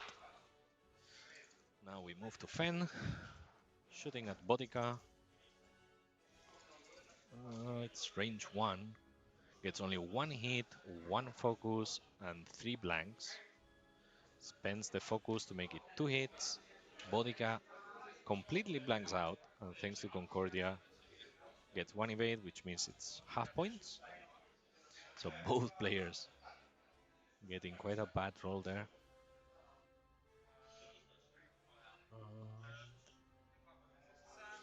I do not know how to show that it's half points. But anyway, moving on to Koran, shooting at Ketsu, gets 1 hit, 2 focus results, spends a focus from Sege, making it 3.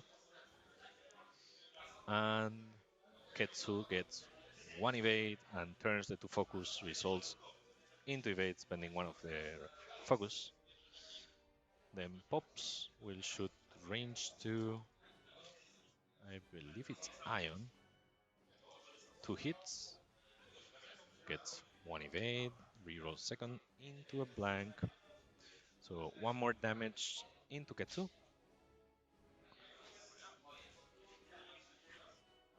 Which I believe it should be half.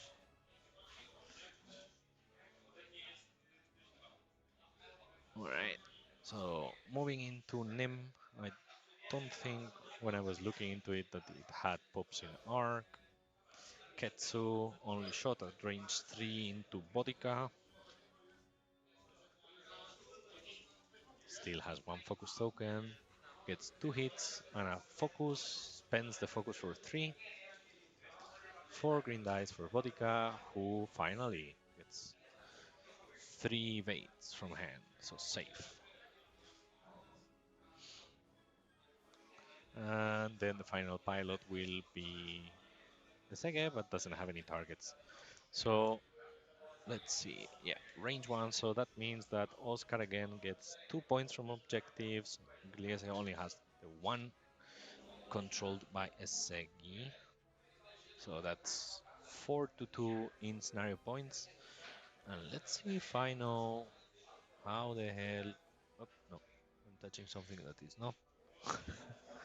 I've never used this program, so how to display half points? 2-5.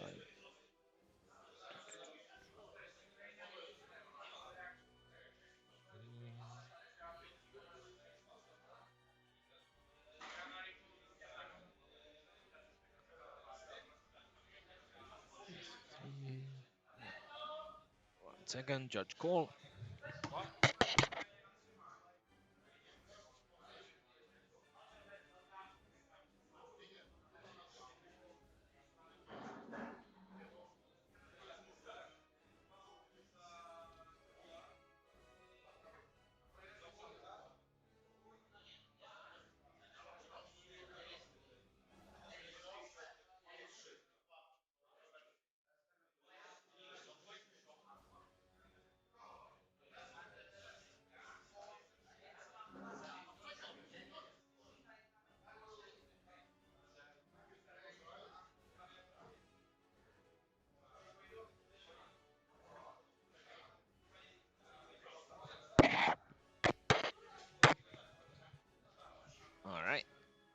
We are going to turn 4.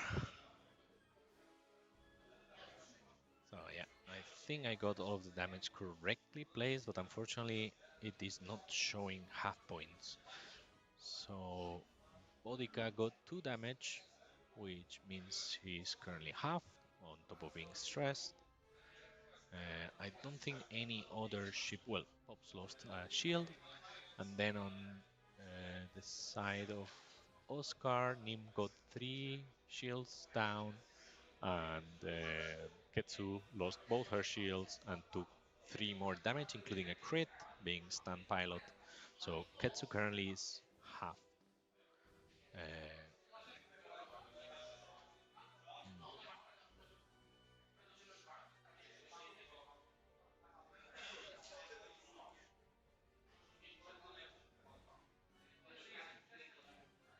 Trying to see if I can click somewhere, but no, I don't see a way to force it to have the correct points, unfortunately. So yeah, Ketsu is halved, which means that Gliese has 3 more points than what is showing. It should be 4 to 5, if I'm not wrong, at the moment.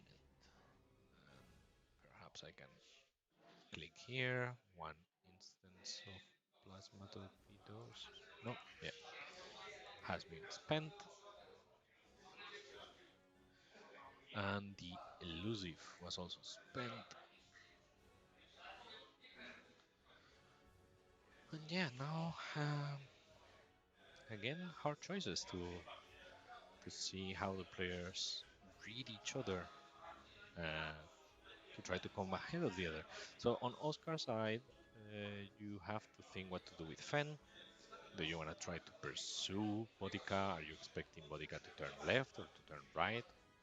Similarly with Talonbane Cobra, you have to think if you are trying to do a Koyo. I think they have a Talonbane, but Talon, I don't know if that's the case or not. It's a weird ship.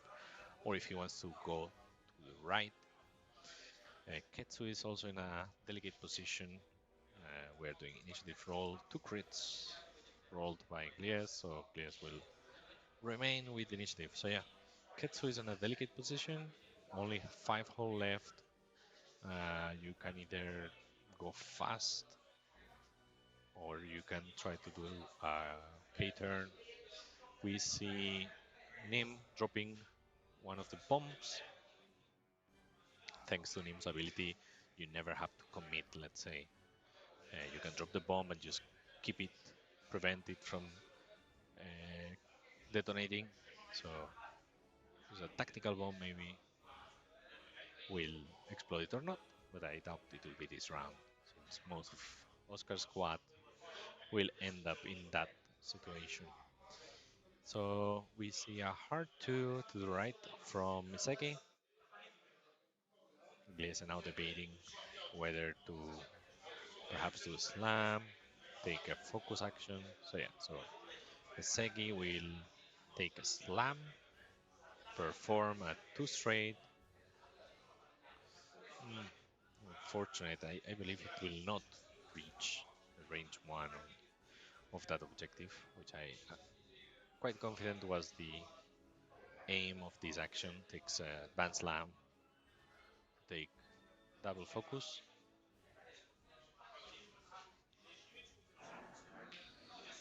Then it will be Pops moving, doing a fast 3 bank to the left, trying to hug that further objective, I imagine. Uh, Takes a focus action, brings the lock from Nim that Nim locked the round before. And I imagine, yeah, taking a target lock on Nim, who quite likely will be close to you in a moment. Then it's Cornhorn doing a 3 bank. I do wonder if, yeah, that clears. It's not a bump. I think it's safely within range 1 of the objective, which nobody else should contest this time around. I think Gliese is looking. Did Gliese not do an action? I'm not sure that X-Wing took an action, but okay. Bodica does a too hard to the right.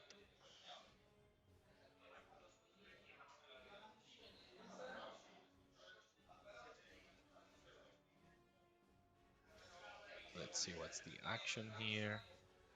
Taking the range 1 maneuver, so seems like Gliese is considering doing a focus boost. And indeed, that's the case. So Bodica trying to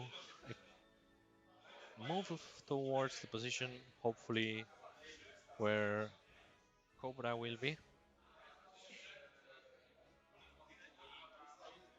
And yeah, because they went back to perform the move from Bodica since they forgot. And then gets back to take the focus action on Cornhorn. Oscar's turn to move his initiative 5 ships starts with Talonbane Cobra, who was trying to do a too hard Talon. We'll see if that fits or that is actually a bump. It's not counting half points, unfortunately. It's 4 to 5 I have here. And Zero after his game. Did you win? Did you lose? Huh? 20 to 5. You played alone or? You played alone? All right. So, yeah, so Sabot is not gonna be happy about this. So that was a bump. That's a great catch because being a Talon, that means that Talon being Cobra will stress himself without actually turning.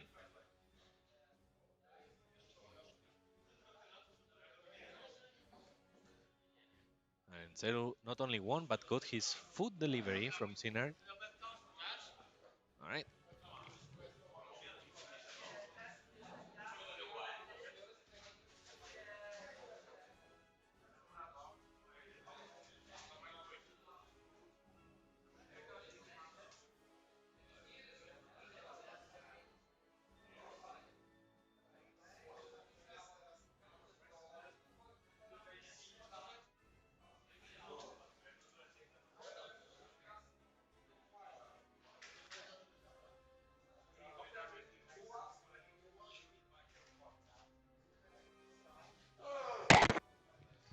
All right. They asked for a little help to resolve that maneuver. Talonbane gets the stress after filing the red maneuver. Nim does a two bank. Oh, interesting. So seems like still should have pops in the firing arc. And remember, currently Nim has a target lock. And he gets a focus token. The next should be thinking still if to take the focus or to perform any other action. I imagine perhaps he's thinking about a barrel roll. And then Ketsu, which not sure if this is a 5 forward or a 5 coil. Oh, it's a 5 forward. I wonder if he actually predicted that maneuver from Bodica. And Bodica could be in danger here. Takes focus action. And then we move to. Oh, this is hard to from Wedge. So trying to basically avoid the rock, avoid the obstacle, even though most likely he will not have any targets this round. So I'm surprised with this maneuver, to be honest. And then follows up with a boost. So the last pilot to move will be Fenrau. Let's see if Fenrau also followed up on the left or goes towards the right. So yeah, hard one to the left I imagine, followed by a boost. And Bodica seems to be in trouble. I also didn't expect Ketsu to do that 5 forward. So Oscar also got me thinking about the boost. And there Fen goes. It seems like it will be an arc of Fen, taking stress and a focus. So we move to the engagement. I imagine that Oscar will prevent the bomb from detonating.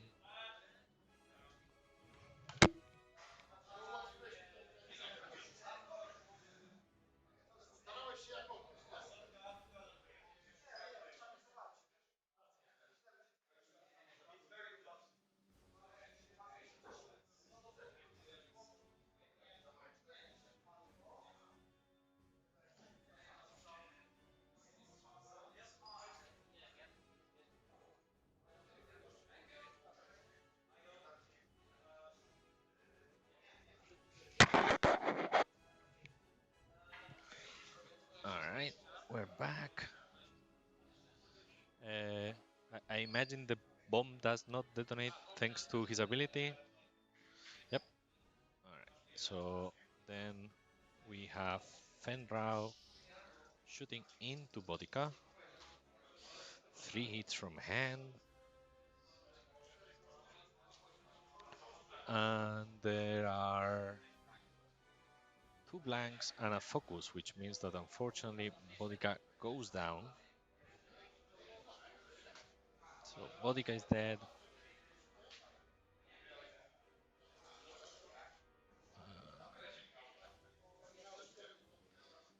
Then we will move to, I imagine, initiative 5,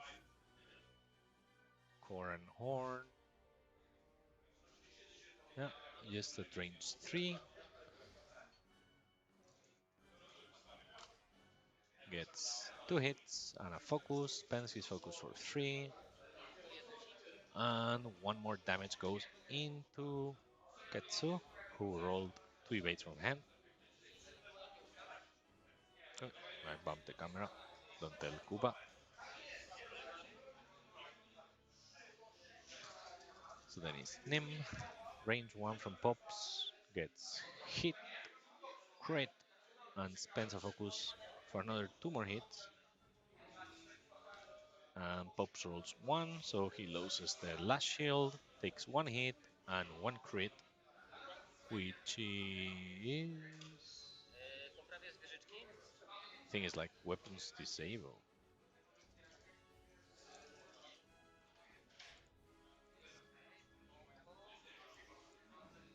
And then the second shot from the turret, veteran turret gunner, spends the target lock, has 1 crit for now, 1 crit and 2 hits. So another hit and a crit go through.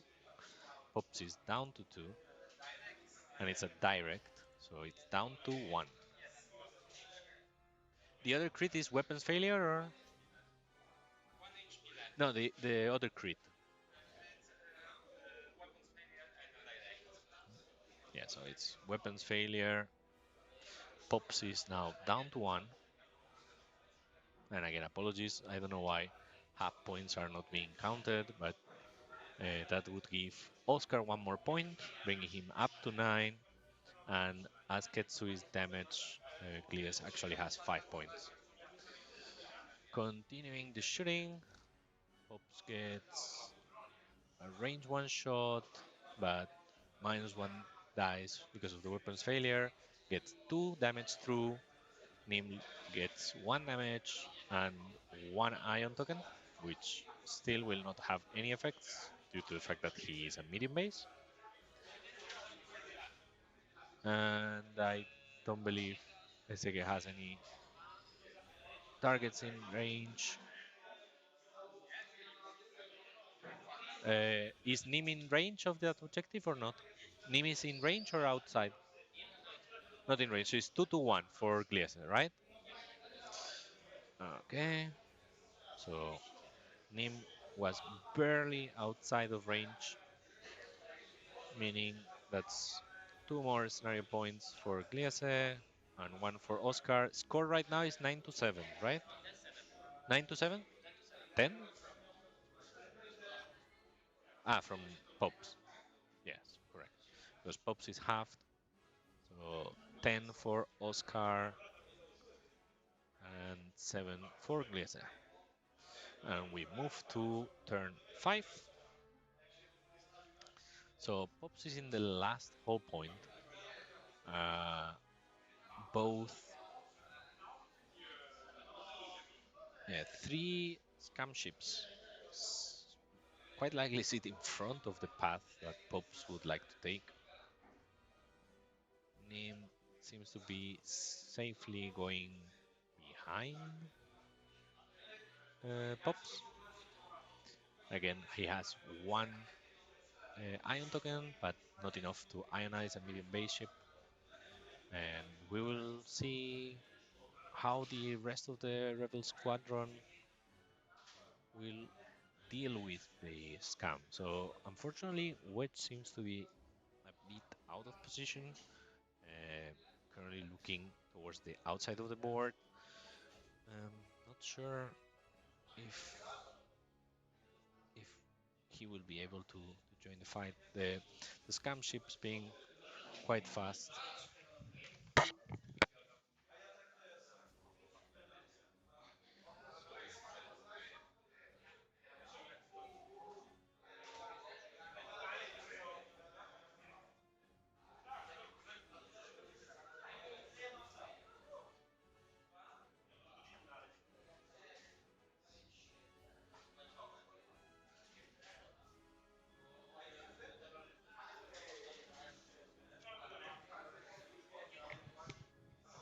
All right, another judge call. So yeah, the main issue on Gliz's side will be bringing Wedge back into the fray. Uh, I imagine that the wings being closed will be a necessity here. Try to do a 3 hard towards the right and then boost into combat Pops. I don't think he has really any way of getting to safety. Quite likely, I guess that Nim will be dropping another bomb in case that Pops does something like, I don't know, too hard or something like this, that he eats it. If he goes forward, most likely he will meet Talonbane or Ketsu or both. Fan, I guess that he will do most likely a too hard to the right.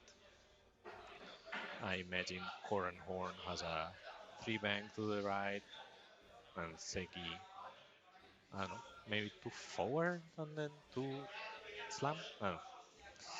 So it seems that dials are set. Players doing the last checking to make sure they do not do mistakes. And we have the road roll.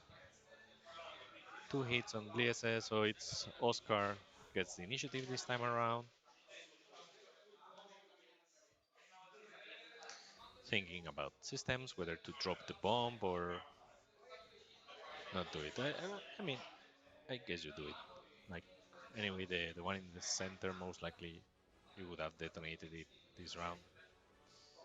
And this gives an out to Pops, who is doing a too hard to the left. White maneuver, allowing Pops to take a focus action and follow that up with a target lock if he wants.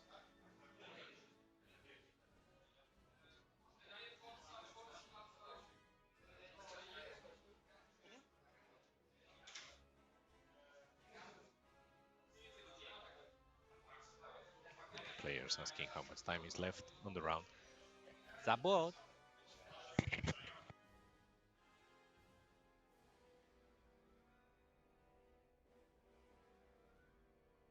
Alright, letting other players about the lunch break also, in case they want to plan ahead.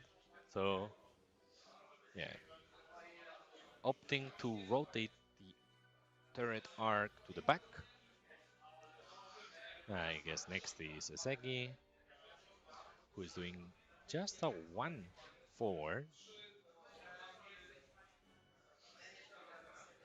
I imagine you anyway to slam here. You want to make space for Wedge, right? And Wedge has nowhere else to go, no matter. Sure. Yeah, there you go. Doing a one bank with slam. I guess you just take 2 focus tokens as an action from advanced slam. Okay. Oscar won the initiative. So moving Nim. I believe this Talon.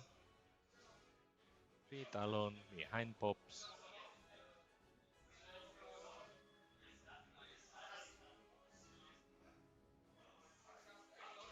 Going as much as possible to the front.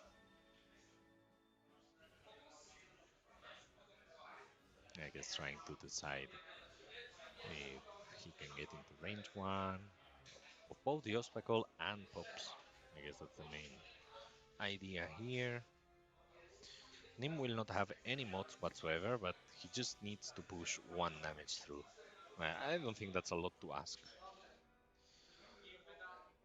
Deciding who to move next, if to Talonbane Cobra or Ketsu.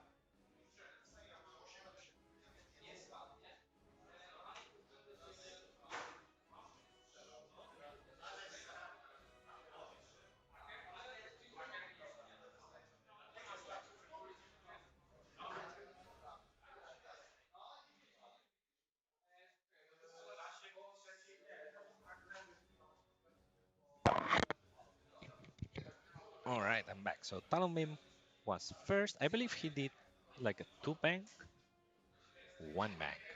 Yeah, so Talonbane did a 1 bank, left the space for Ketsu to do a hard 3, who then takes a focus action. Not sure. I guess the action from Talonbane was to roll out. Then Coran Horn doing the 3 bank was perfect. The fastest maneuver you could do. I do wonder if that will be still in range. I will remind now the players about the target lock because they forgot. I guess that target lock there is on Ketsu, right? Yeah. Yeah, because I forgot the target lock. But I think it's from Koran on Ketsu. We'll see now. What with the action? I'm not sure. I think it's range 3, but I am not completely confident on it. So taking just a focus, I guess. The other option would have been trying to roll to get into the place. And then it's Fen who does a 2 bank. I guess just try to stay out of danger, and perhaps next round you could still be in range of that obstacle just behind Ketsu. Um, Again, the score is 10-7, so I guess also Oscar is trying to be defensive about his position and defensive about the amount of points he can score from objective play as well. He boosts.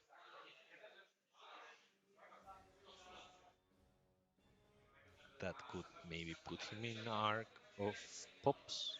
We'll see. Alright, so the next one is going to be Wedge, which seems to be doing a 3 hard. Wings are closed to allow for a boost. And here also the dilemma is there is that bomb from Nim, which I think Koran is gonna suffer the consequences of it. No way he dodges that, I think. But which currently I think it's outside range one of the bomb that has to decide if he wants to boost and suffer it. Nah, decides to play safe. So the bomb, I guess, goes off.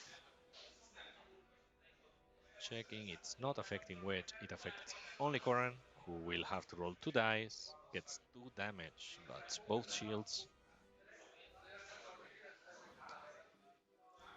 Both shields of Koran. And then we move into initiative 6. It's out of arc, out of range. Wedge also doesn't have any targets. Then we move to initiative 5. Nim, range 1 of pops, only needs 1 damage. He has no mods. We'll see the roll from hand. The pops has 1 focus token.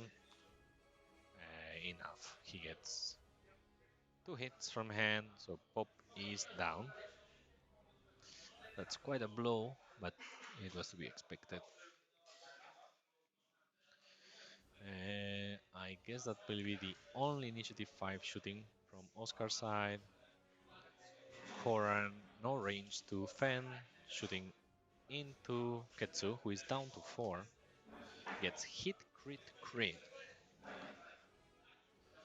And the focus token will evade that. It was a nice defense roll, just when Oscar needed it. And I think that's all. So Oscar controls the 2 objectives on the top of the board, and Gliese is the one controlling the 2 here in the bottom left and the middle. So that's 1 more point for each. Going into turn 6. Again, reminding everyone that unfortunately half points are not visible, but since Ketsu is halved, Gliese does have 3 more points, meaning that the score currently is 13 to 8 for Oscar. Right? 13 to 8? 13 to 8 is the score, right?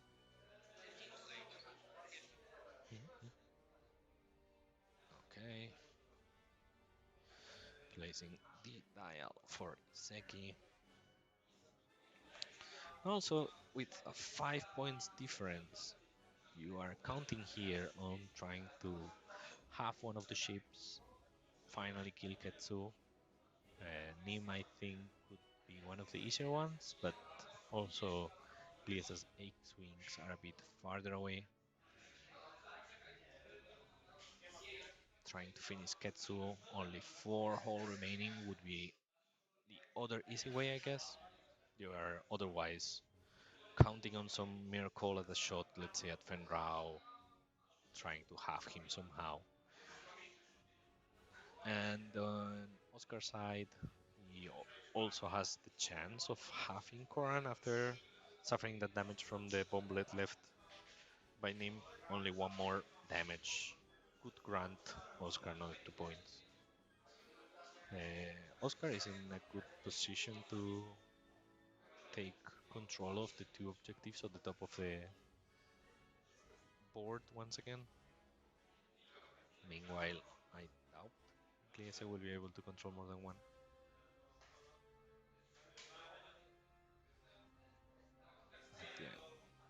Another dial goes down.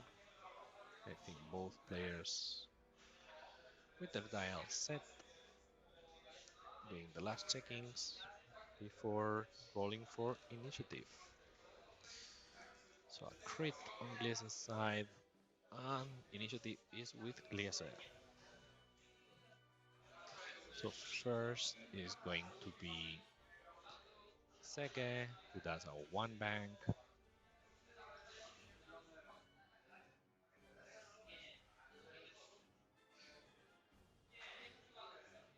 Thinking about the action. And decide to stay place and take focus action. Then we move into Cornhorn, who is doing another. No, this time it's a 3 hard. 3 hard to the right towards Nim. I imagine expecting also that Ketsu turns, takes a focus action. Nim is next. doing a one bank towards the center of the table. So he will be meeting Coron Horn.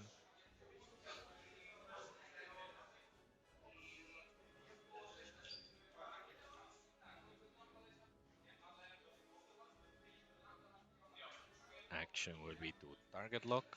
So I imagine that here Oscar is just gonna play aggressively, try to take the half from Coron Horn and seal the game. Ketsu just doing a 3 bank, getting out, staying at range 3. I imagine just taking a focus action here. Excuse me, a bit sleepy. Takes a focus action indeed.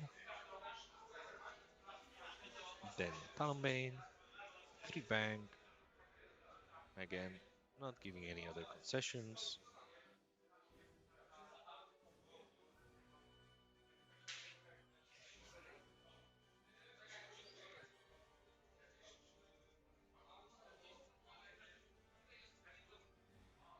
We'll see the action. I imagine it will be just focus. Nothing else to do, no targets to shoot at. I don't believe you want to roll. He's too close to the edge of the board.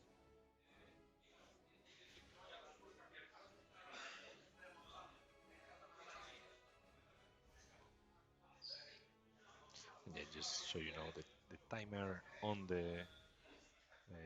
display is not the correct one. I have the timer on my phone.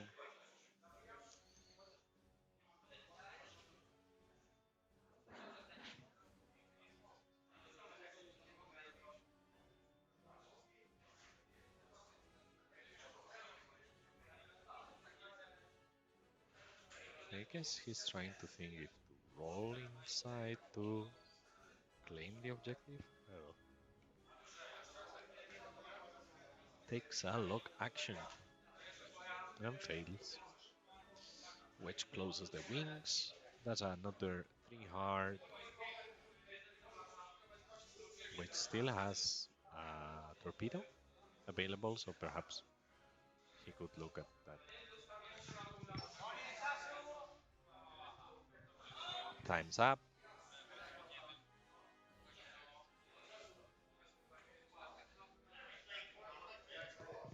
It depends. Were you 30 minutes in the toilet? Some people complaining that the time is up and how can it be? Well, 75 minutes passed by. Perhaps you were. Oh, 5 forward. Is it a friendly bump? No. Millimetric. Odd choice, nonetheless. Not sure why he did that.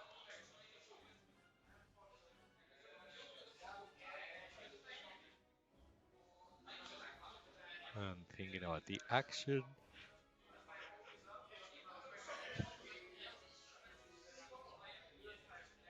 So, Coran Horn, I believe, has the target lock on Ketsu. Let me just check. Maybe. I don't know. But I would imagine that's the case. So, we have Fen rolling in.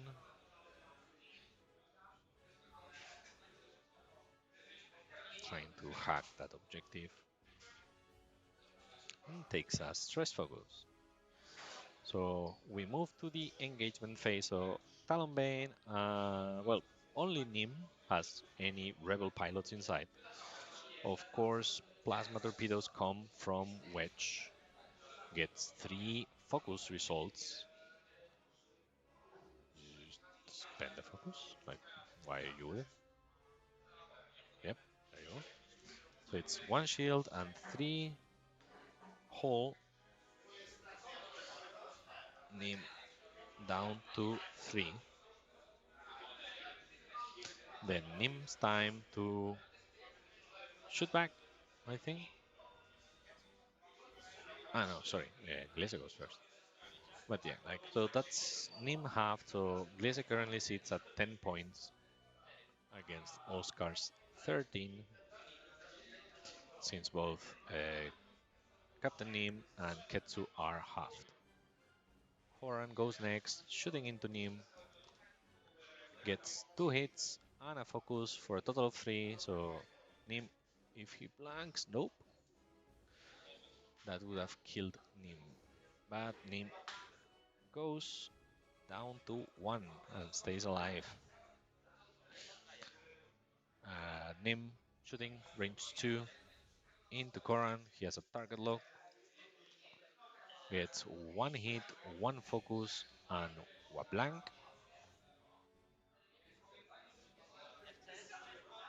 We'll use fire control system for a hit and a crit. And Koran rolls nothing. Gets 1 hit and a crit, which is half points. I don't know what's the crit, but not that it matters. Then hit and a focus on the veteran turret gunner. Just 1 hit, 1 evade. Makes him reroll spending the lock, and 1 hit goes through. But anyway, Koran just remains at 1. So that's half points for Oscar. And then 2 more points for objectives go to Oscar because only Oscar has 2. Lizzie only had 1, so that's game for Oscar. Congrats for the game. Well played, Glias, anyway. It wasn't that far from each other. So we'll be going now into a lunch break. I guess we will be back at 4. I think so. 4:10 maybe. We can say 4:10.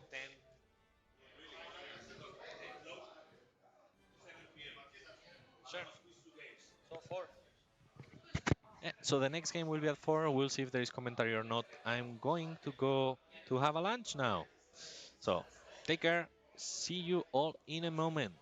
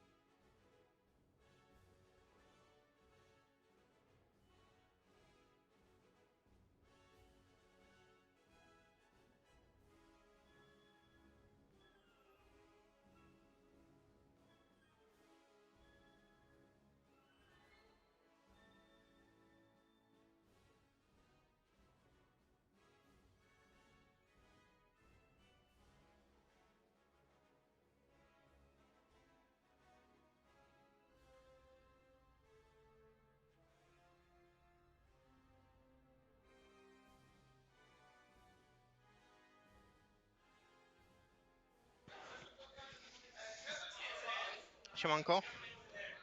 Hello and welcome. We have a little bit of delay, and yeah, I know. Camera will be set up.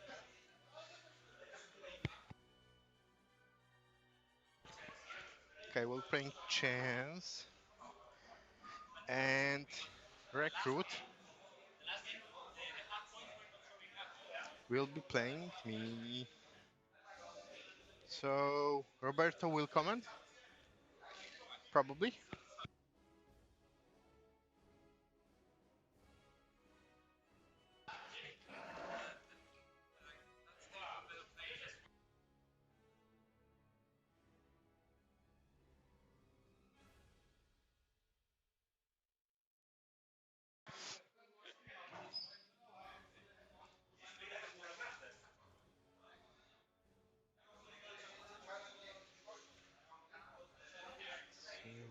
My list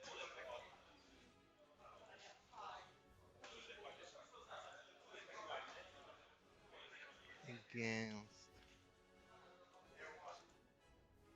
Recruits.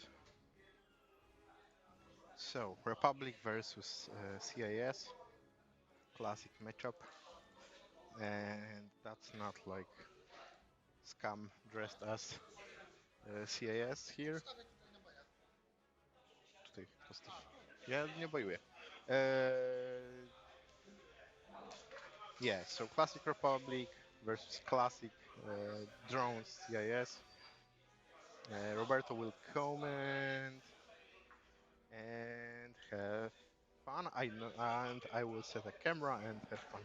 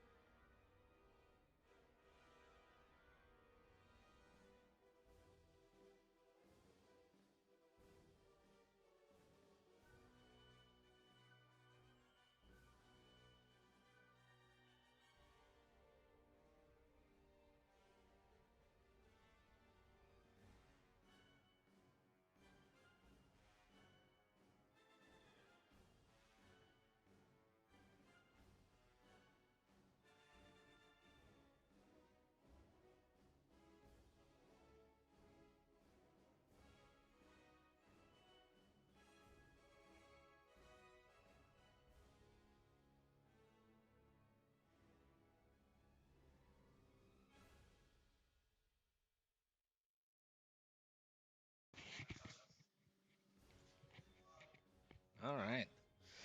So, round four, coming back from the lunch break. Everybody fill their bellies, prepared for the battle ahead. So, in the table, we have.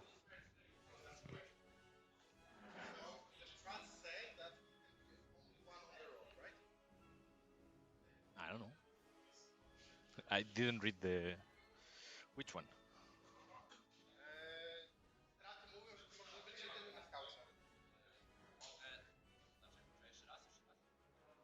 But that's a different. That's a different. The landing strats.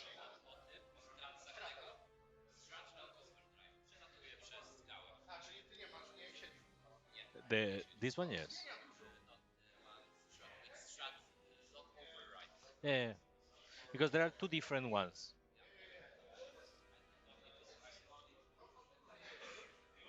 All right, so yeah, here we have CIS on the left, Republic on the right.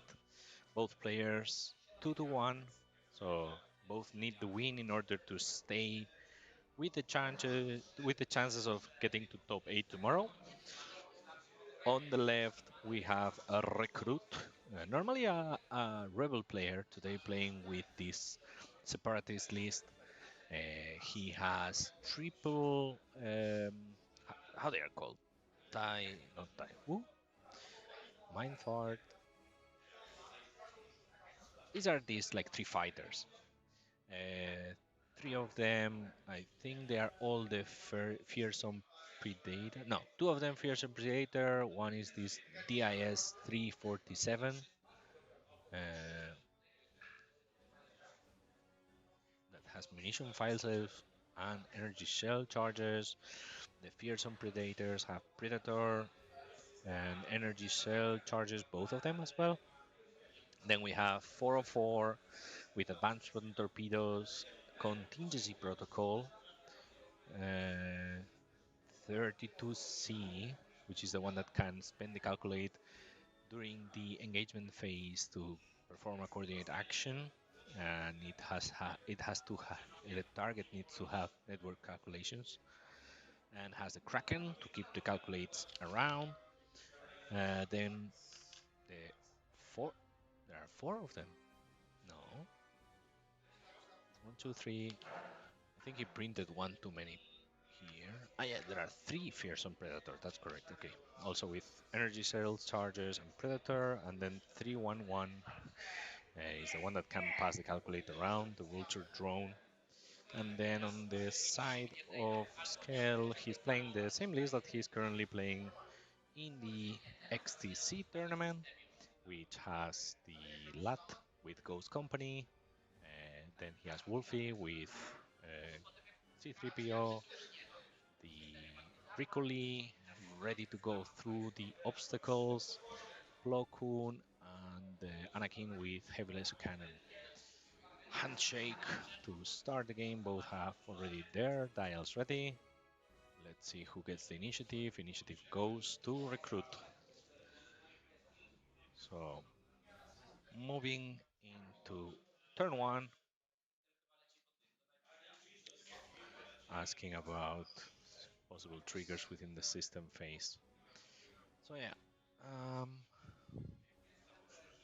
the fearsome predators are all of them getting disarmed. That this is part of the intercept booster. Let's say setup, equip this side phase up. During the system phase, gain one disarm token unless you flip this card. So that will allow them to have access to the slam into red lock action. First to move in this case is 311, who takes a calculate and then rotates a barrel roll. Linked action.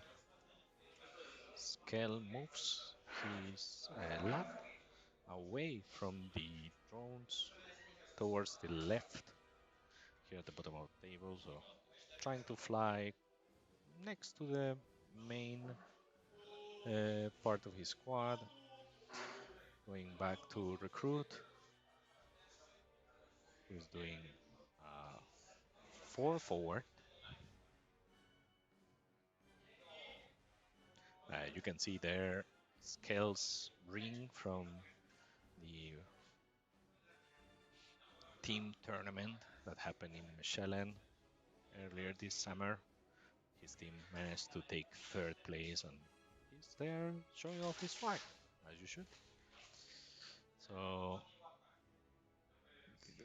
the three fighters doing 4 forward. The first one took a barrel roll to the left, I guess trying to corner Anakin.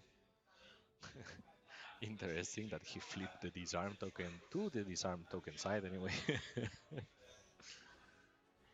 Both players, I think, are a bit nervous, mostly Recruit as well. The fact that it's a decisive game. Only winning gets you 2 tops. Winning this game and the next. So the second three fighter followed the 4 forward with a boost.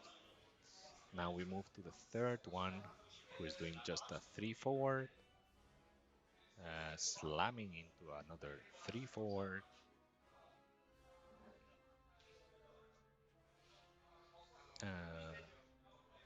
And then the fourth three fighter. So the second three fighter from the top, that's the named pilot. It's 347.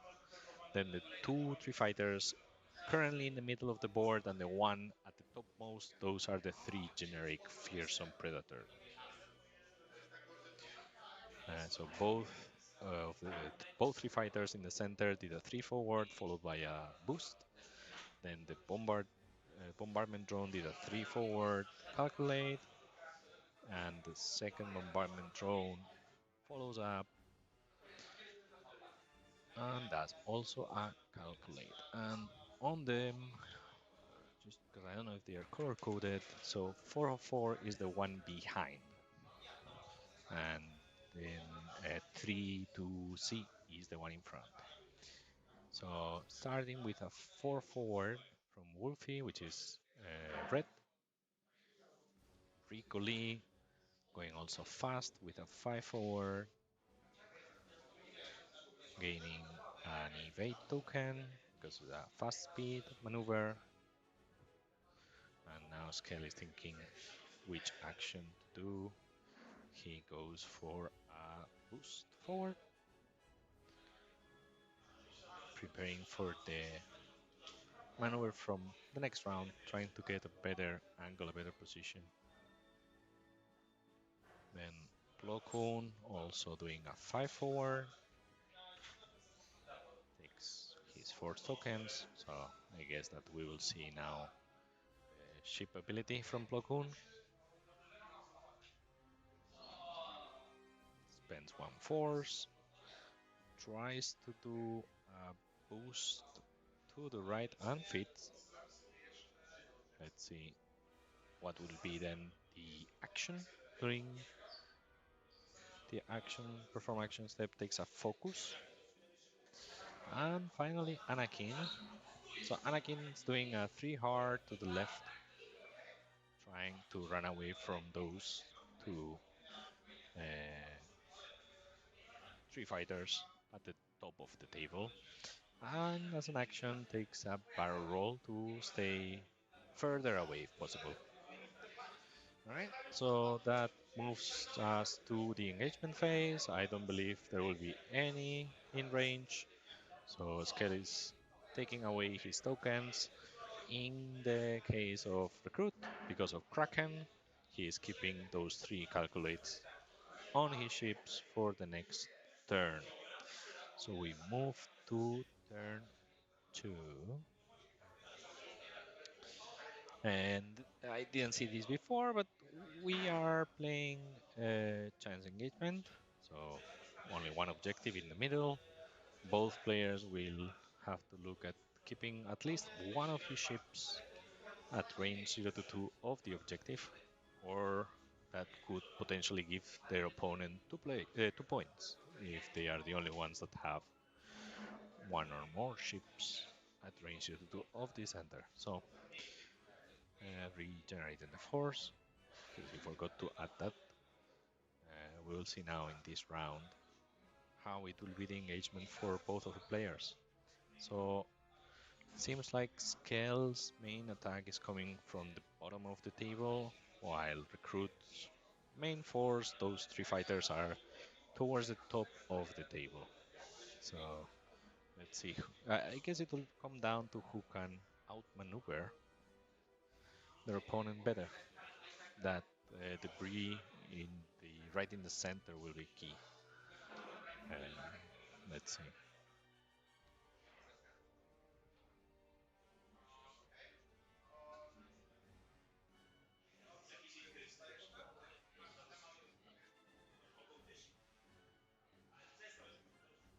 The lad going behind the rest of the squad, but still will need to get within enough target to provide his support.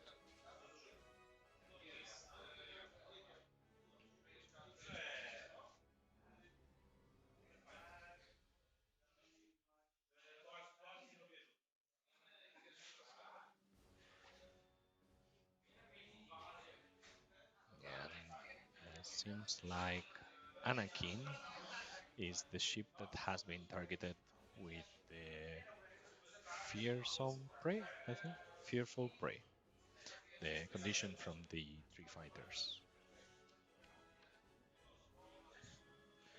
So basically, after placing forces, you assign the fearful prey condition to one enemy ship. The target here was Anakin, and basically the card says that if you did not, after you defend against the enemy fearsome predator, so those three generic pilots that are on recruit side, if you did not spend at least one green token, you gain one strain token.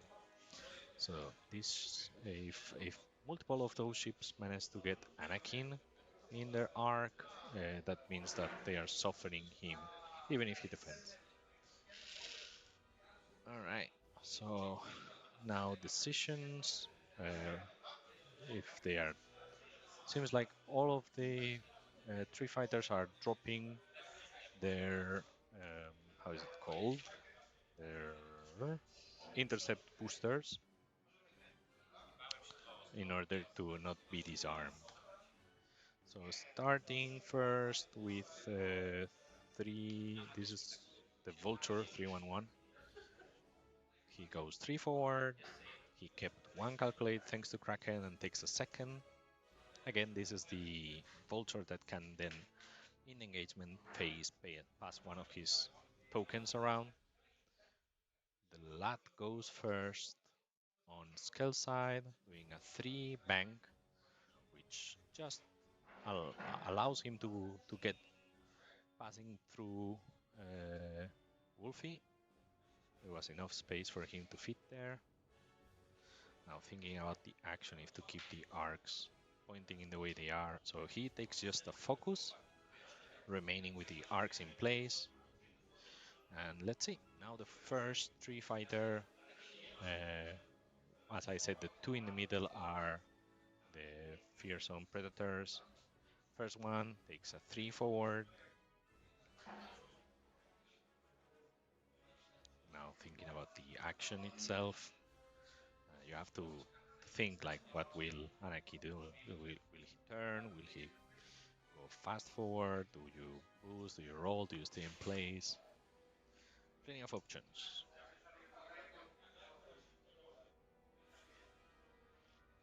Seems like he has in his hand a calculate token. I'm thinking about if the boost looks like. He has a bank boost on his hand. Takes a calculate for sure. Thinks against it and stays in place. Alright. The second Fearful Predator following the first one with a 3 forward.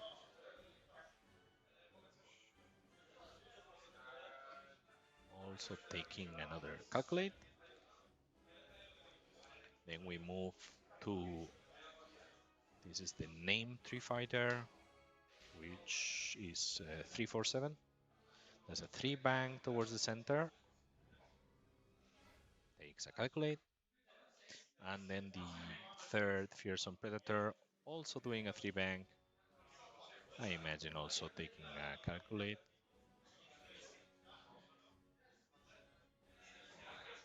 I guess the only thing, if I had to say something, is that perhaps I would have taken a target lock in some of these ships because I don't know. I expect that Anakin will actually do like a 5 forward and follow it up with a boost.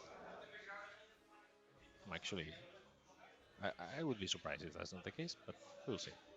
At least if you take a lock, that means that the next round you have a modification. Again, recruit thinking about the action, takes a focus. He was thinking about a barrel roll, but finally, or a boost, finally he dropped the template.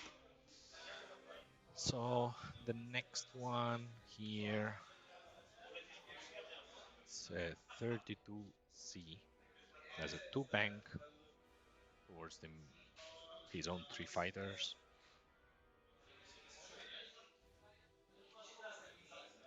I think he ran out of calculate tokens. Takes another one from the reserves. We move now. No, still 404. That's a 2 bank. Him alone against the entire Republic. We'll see. Not looking great, if you ask me, but takes a second calculate. So next one is Wolfie. Maybe from this side better, no? Right. Who does a 2 bank, hops over the lat just barely. I guess taking a focus, right? Yeah, sorry. Double calculate. He has C3PO. And then the rest of Skull's list. So first is Ricoli, who does a 3 bank through the obstacle. He has the collision detector. He spends 1 charge to ignore the obstacle. Gets an evade token. And then thinking about the action that he will take, he triggers Merle's Arb, closure, and then he's going all in with a boost.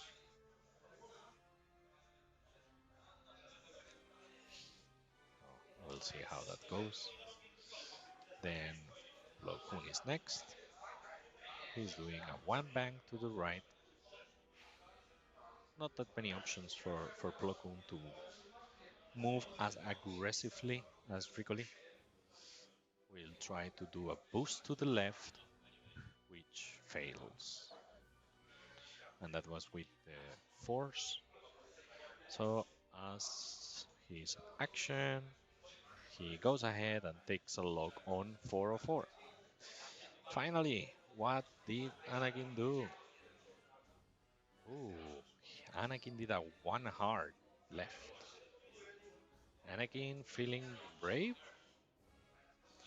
So yeah, Anakin is currently facing all 4 of the 3 fighters, I believe. Let's see. He is doing a barrel roll to the right.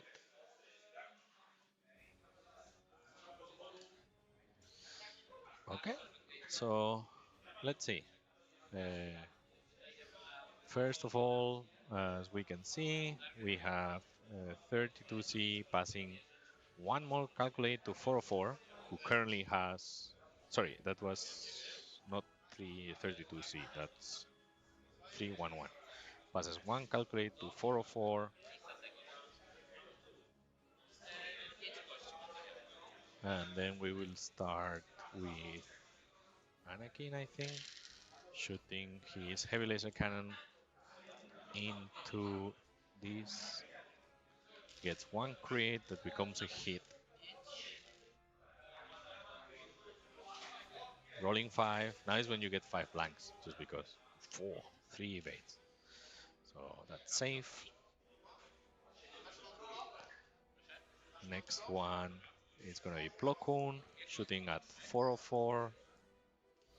Gets 1 hit and 1 focus, spends the second force, so it's no more force tokens.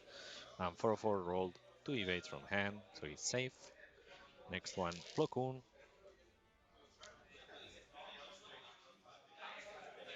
He did a 2 bank. Yeah. Ah, okay, because of the strain. So now, Ricole, range 1, gets 2 hits, a crit, and a focus token. He will spend the fire converter from the lat, steal another focus, spends the evade for 3 hits and a crit. 404 gets 1 evade, so he takes 2 hits and a crit. Let's see what will be. That's 404, gets 3, and the crit is weapons failure. That's always the case. So now 404 will shoot his advanced proton torpedoes into Ricoli. Only 5 dice because of weapons disable. He gets 1 hit, 1 crit, 2 focus, and a blank. Spends the target log to reroll that blank. He gets 1 more hit, and he spends 2 out of 3 calculates he had to change both focus tokens into hits, and one of them into a crit. So he has 3 hits, 2 crits. Ricoli has only 1 evade, so he loses both shields and takes 2 crits. So the first crit is a weapons failure, and the second is a damaged engine. So Ricoli down to 1 with a weapons failure and a damaged engine. Next is Wolfie. Hit crit at 404.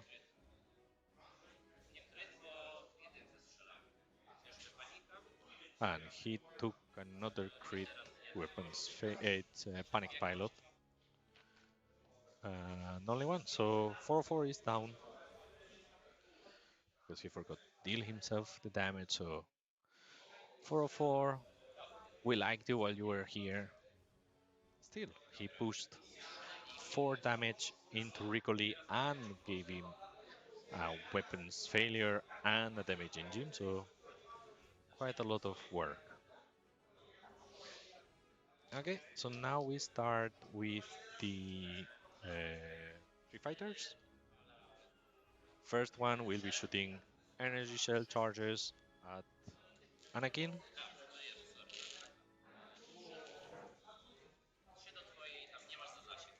Not obstructed, so 3 reds against 3 greens.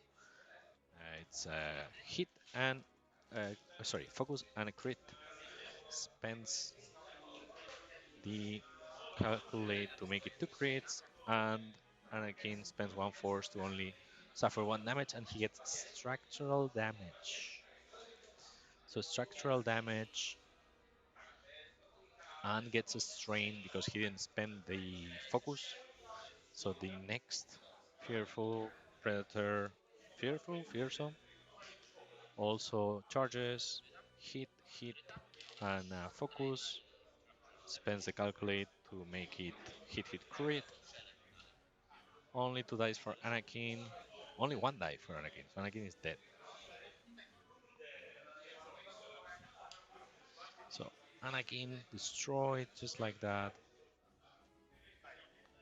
And it was actually a direct, so he goes down, but really goes down.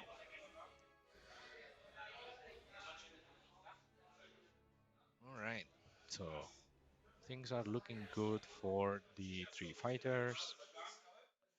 The next one will be this, shooting, trying to check if he's in range 3 of Wolfie. That is out of range. And that will be the end of the round. No more shots to be shot. So 1 point for each player, having ships next to the center. So unfortunately, the gamble with Anakin didn't pay off. I think it was a bit too risky.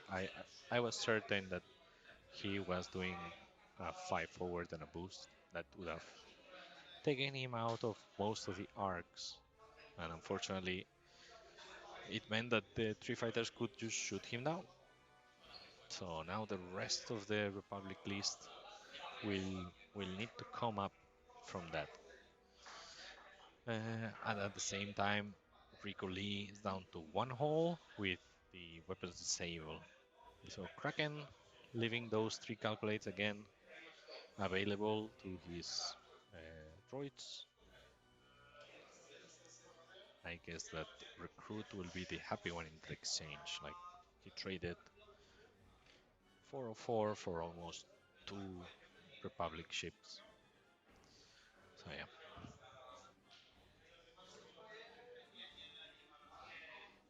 And on top of the weapons disable, once again, Rico Lee having engine upgrade severely hampers down his power. He really likes to do those 3 speed maneuvers, boosts, not boost, banks and hard ones. And now those hard ones would be red, so not so appealing.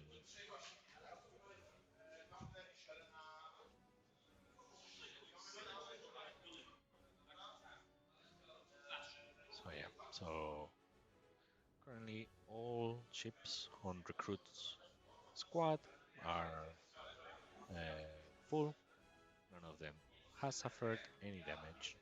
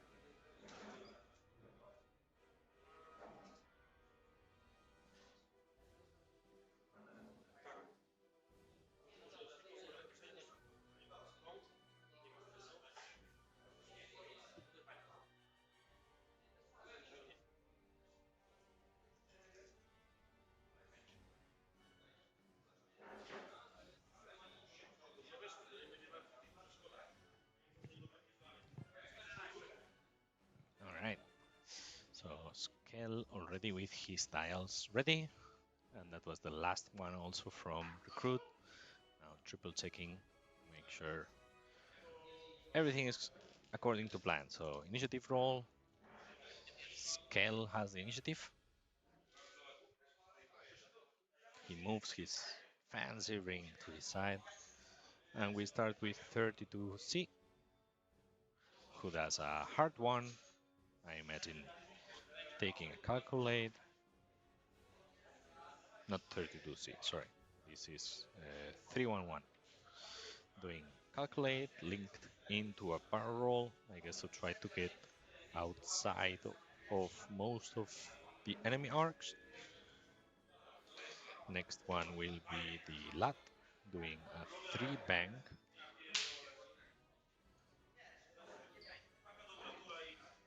So, I don't, sorry, a 2 bank. We mark Wolfie, and he rotates. Most of the separatists will be on his right arc, so it seems like a good option. And he also links that to a red focus. Like right now, he really needs firepower, so he has a good option next round to just do a 1 forward with his blue, remove that stress. So I think it was a good choice.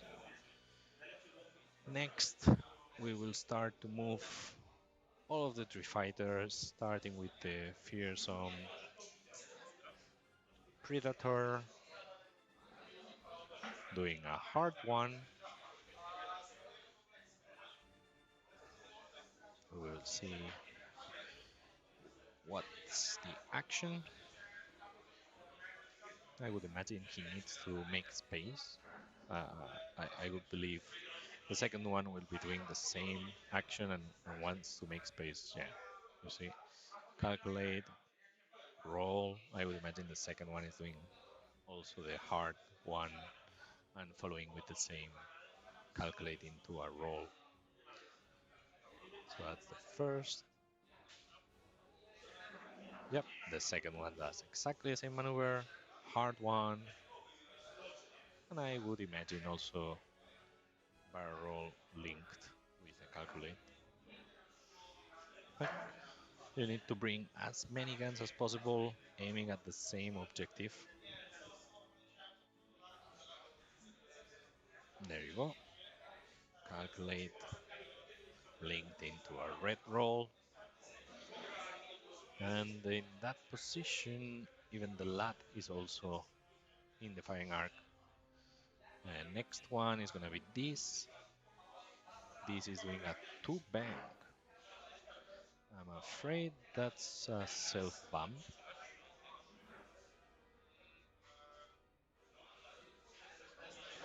Self bump, so no action for this. And rolling a die to see if there are any consequences. Nope, a blank. So no punishment for the poor planning. And the third fearsome predator also does a two bang. I would imagine you can do just the calculate, but we'll see if he links it. Nope. And finally, the hyena doing a hard one could also be a friendly bump. It is a friendly bump. So again, no action and rolling. Yeah, the back. Yeah, yeah, yeah. 3-2C. Also no damage. 2 out of 2, like a pro. So then we have Wolfie coming one against everyone. Let's see if there is space or if he is bumped. He is indeed bumped. Bumps into the first fearsome predator. Maybe straighten the fearsome predator. Strengthen. Yeah, there you go. That's a calculate action. Red one because of the bump. And gets two calculates thanks to C3PO. Let's see. The next one is gonna be Ricoli. So he is disengaging with Ricoli, taking an evade because it was a 3-speed maneuver. Takes a boost template. I imagine he will try to disengage for the time being, trying to repair perhaps the weapon's failure before getting back into the fray. So he boosts to the right, gets out of arcs. He's safe for this round. Plo Koon has a one bang to the left, to the right. Sorry. I guess you stay in place. You just take a focus. Not sure if he can fit a roll. He's looking into it, thinking what to do. If to do a roll, do a boost, stay in place. He has the focus token on his hand. Yeah. So he spends first the force, and now he's debating whether to do, I imagine, either a boost or a roll. He does a roll to the left. I would imagine that it fits if you push him the most to the front. There should be space, even if he moved a bit the template. So he doesn't have any force remaining and takes a focus. So we see the calculate being passed, and then the calculate being spent to do an action. So he can choose any of the fearful predators to do an action, not those that are stressed, I guess. Not certain, but I would imagine it doesn't allow.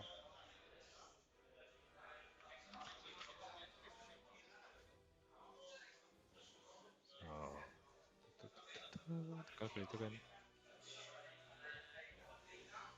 Yeah, it has to be just a normal coordinate. So cannot be either of the two at the front, since those are stressed. But recruit is looking at the arcs, the options, so both the fearsome predator at the back or DIS who bumped and didn't take any action. Both could be valid targets for that coordinate. And of course, the one coordinate cannot take also the action that already was taken before. So the one behind could not calculate once more. So taking a bit of a moment to see the action decides to take a target lock.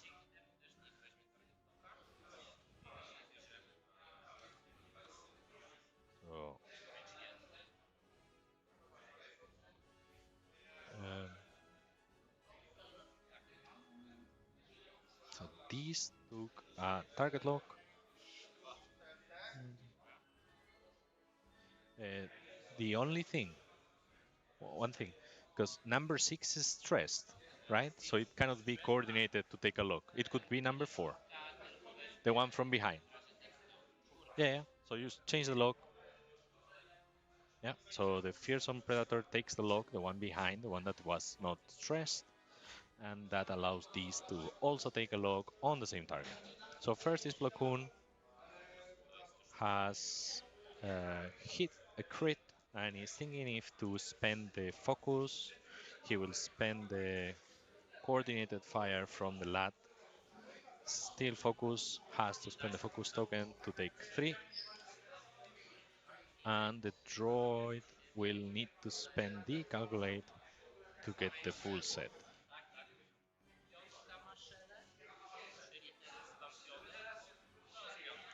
So spends his own calculate and one calculate from the friendly to get the 3 evades. Yeah, has to roll the same dice that we have available. Alright, so Plo Koon shot, got 3 results, but the fearsome predator at the front managed to defend them. Next will be Wolfie with a range 1. It's the one behind, yes.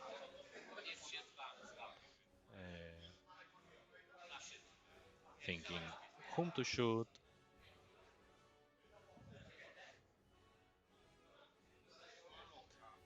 So it's thinking if to shoot the one in the front. So which one are you shooting?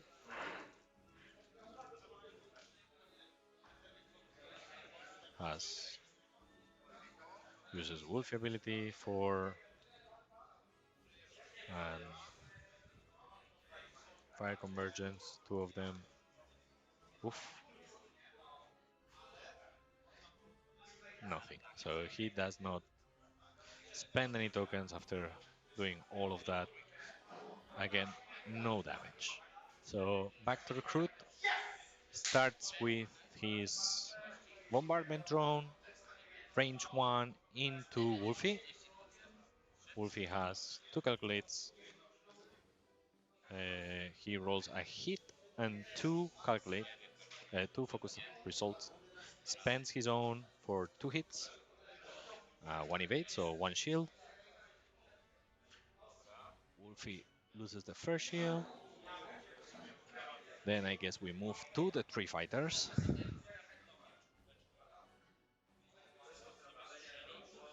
So the one behind is gonna be shooting into Wolfie. That should be range 2.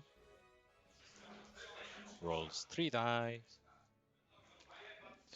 for 2 blanks and a hit. Spends the target lock and gets 3 hits.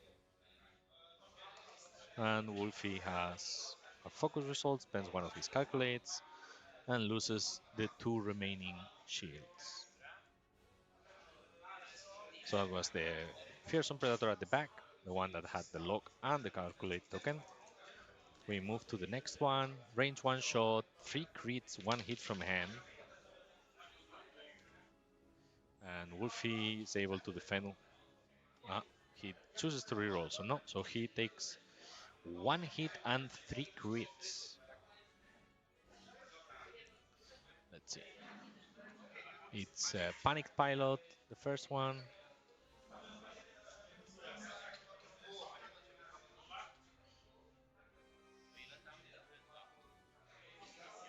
The second crit is a Fuel Leak. And the third one is a damage power regulator, disable power regulator. And then gets one more because of the Fuel Leak. So down to 1 Wolfie with a disable power regulator and a Fuel Leak. The next one, the one ahead, does 3 blanks and a focus. Spends the calculate and starts praying. Nothing. Reroll. Nothing. Yeah. So he's down. Wolf is dead.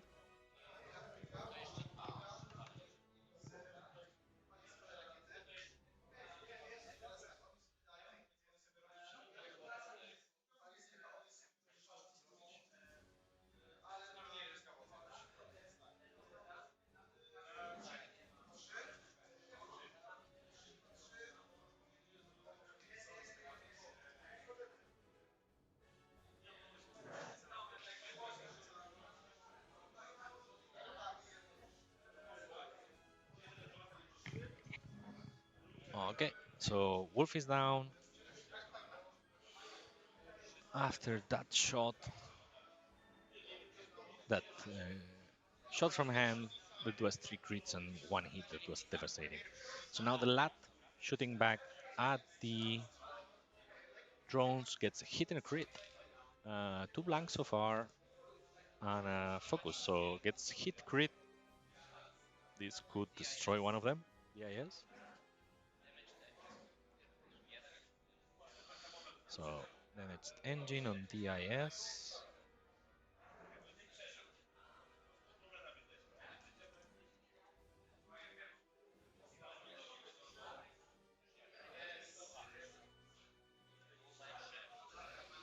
Yeah, so quite a lead.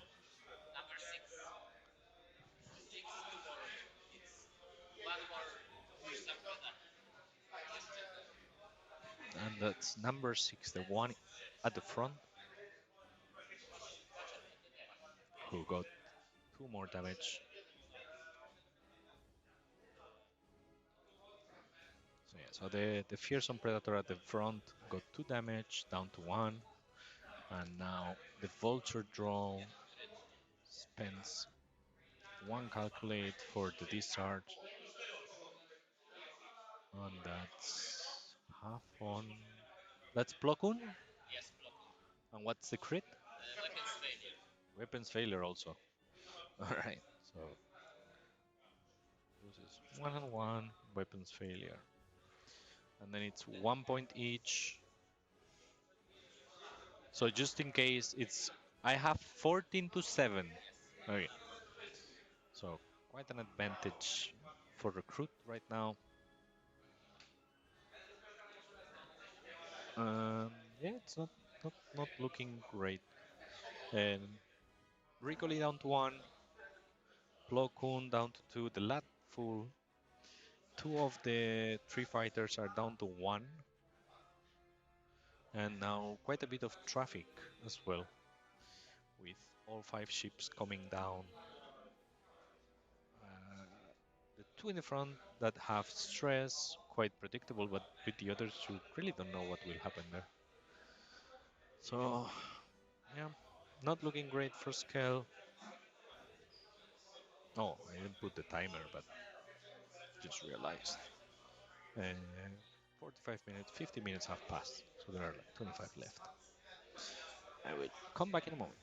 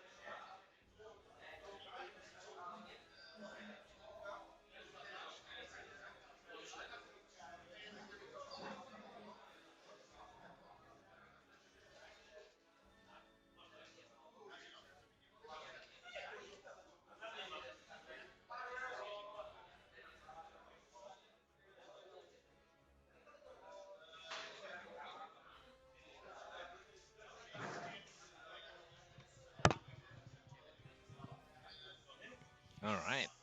So next turn, initiative for Skell. I don't think that they overlap anyway, but so first of all,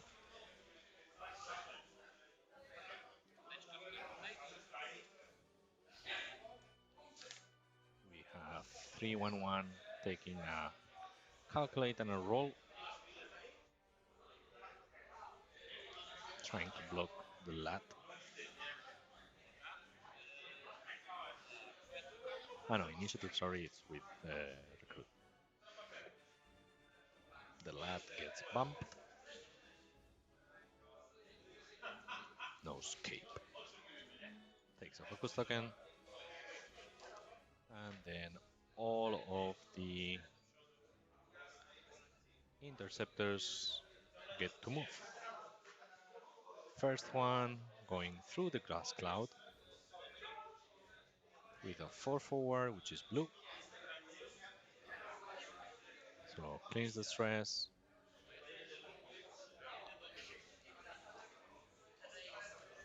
Takes a strain.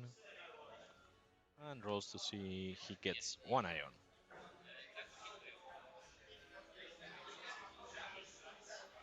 So yeah, so that drone is on a trip. I don't believe we will see it coming back. So then the next one.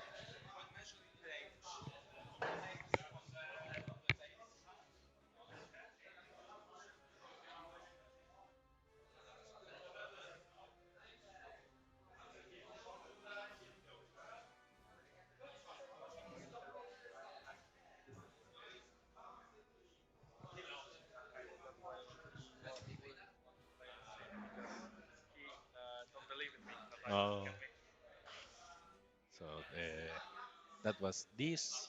Did a 1 hard, took an evade. The next one, just do it anyway. That okay. They don't even try. It didn't look like a good bump, but anyway, does a 2/4, bumps. I imagine takes a red calculate, then a 1 hard.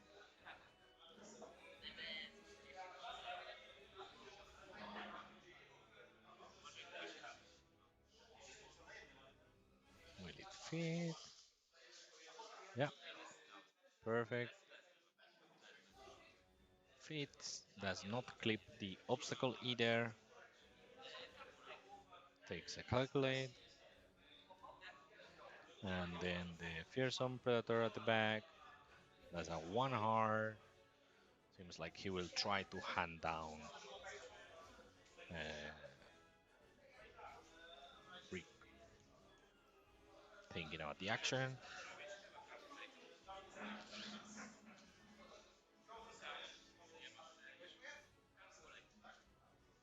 Yeah, so takes a calculate, stays in place. Then first we're gonna see Blokun, who does 3 hard.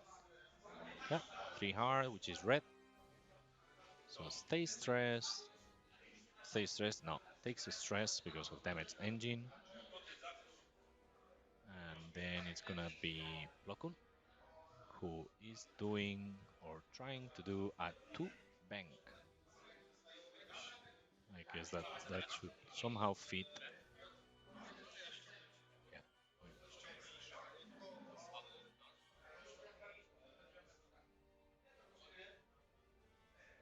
Okay. Seems like he might fit in between all the traffic. Wow. Almost. But I guess you will clip anyway on that one. But you don't you clip anyway on that one behind? Doesn't he just clip anyway there or what you were checking?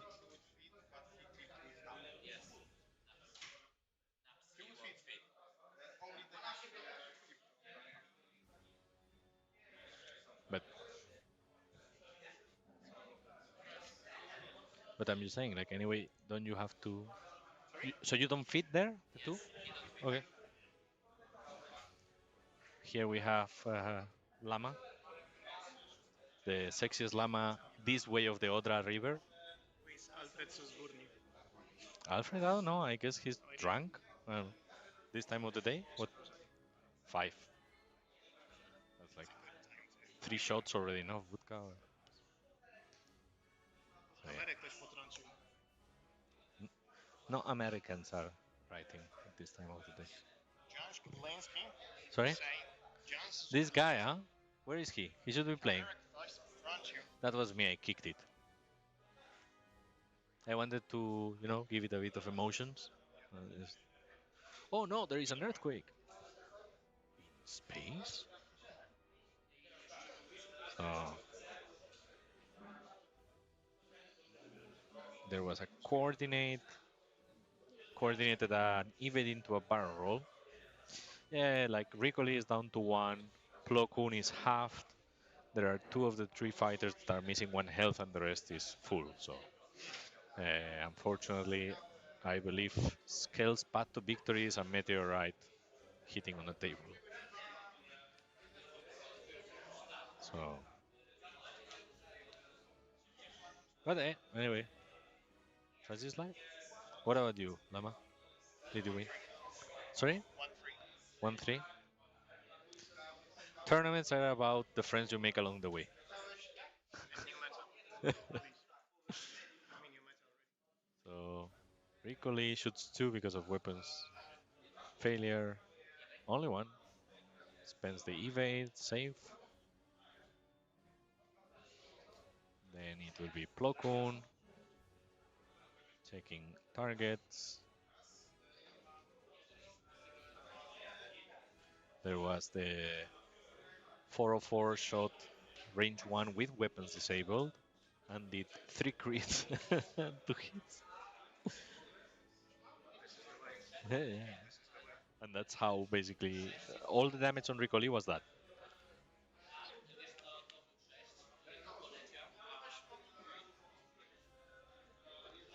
Not sure what they are doing. They're changing numbers, whatever. Yeah,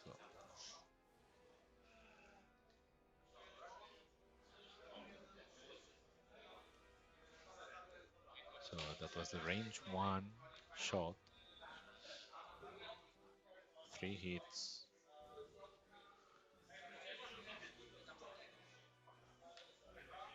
That's on 32C, I think. It's a nice list. Too many ships. I agree. Where is the bombardment, the resistance bombers list?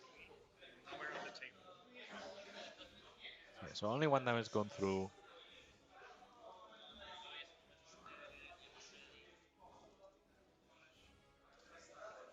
First shot, hit crit, Plo Koon. Ah, that was Ricoli, so Rick is dead. Rick is dead. Rick is dead. Well, another 2 points. And now shooting at Plo Koon. Crit, hit, spending a calculate from a friend. I'm gonna check if it's range 1. Nope, so the other friend. Plo Koon down to 2. Needs to spend 1 force. Gets 1 damage. So it's a crit. 1 crit. Direct. So Plo Koon also goes on holidays.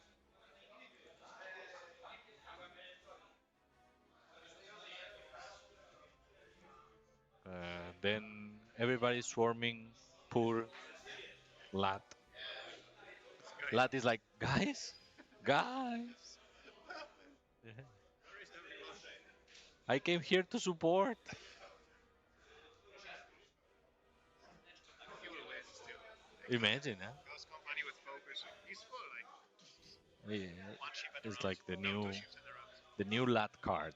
If you're the only ship on your side, every time you bump someone, you deal damage.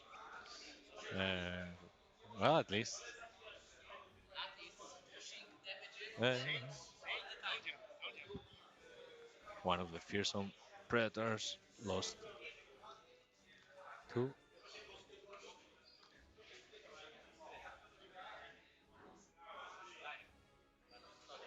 and the other one another 2 damage on the DS.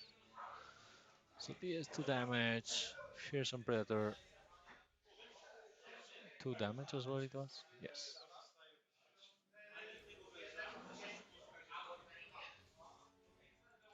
There you go. And they're gonna play another round. This is the last round. I think if no, that should be yeah.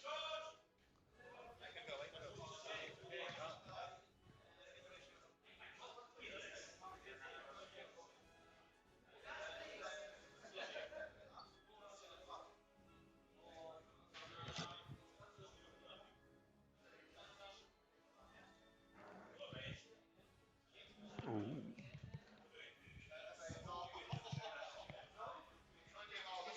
It's a me, Lama. Hmm? Mhm.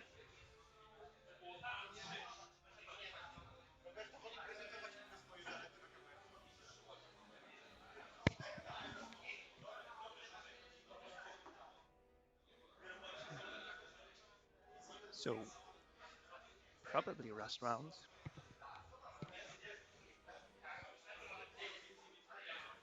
And what can I tell you? I will not be analyzing this game because I suck at this game. So it looks like. But there is still a chance. I mean, Latvia's Ghost Company, taking focus, one-shotting drone per round. It's totally doable, right?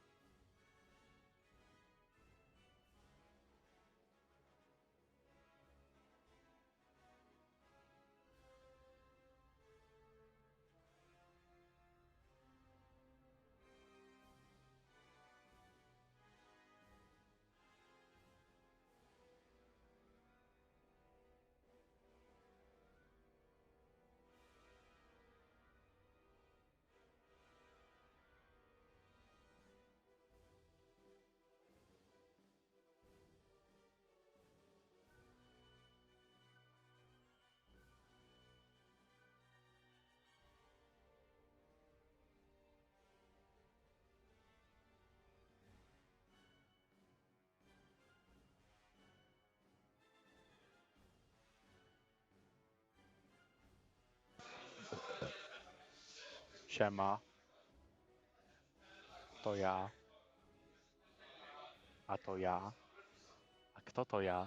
Kim jestem? No właśnie.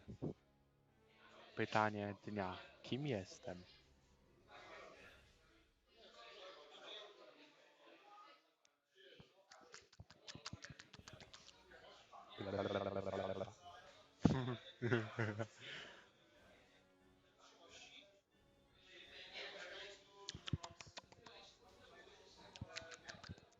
Co tam, Szymek?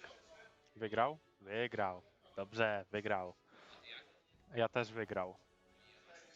3-1. Czyli mam nadzieję, że na siebie nie trafimy. Co? Pewnie tak. Ale mam nadzieję, że na siebie nie trafimy.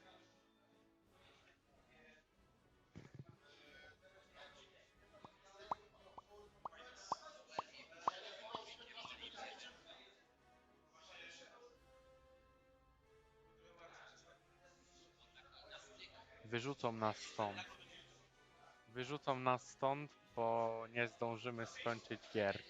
I będziemy musieli grać ostatnią grę na tym. No. No, tak. Ua, ua, ua, ua, ua, ua, ua, ua, mm.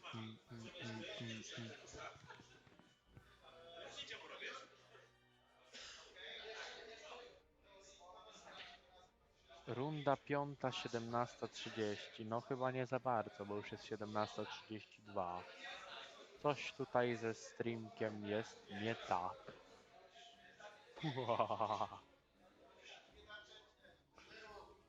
Mam 3-1. Kibicujcie mi ludzie, że zrobię 4-1. Bo jak zrobię 3-2, to będzie mi przykro. Porządek na stołach, bla bla bla bla. Rygor, rygor.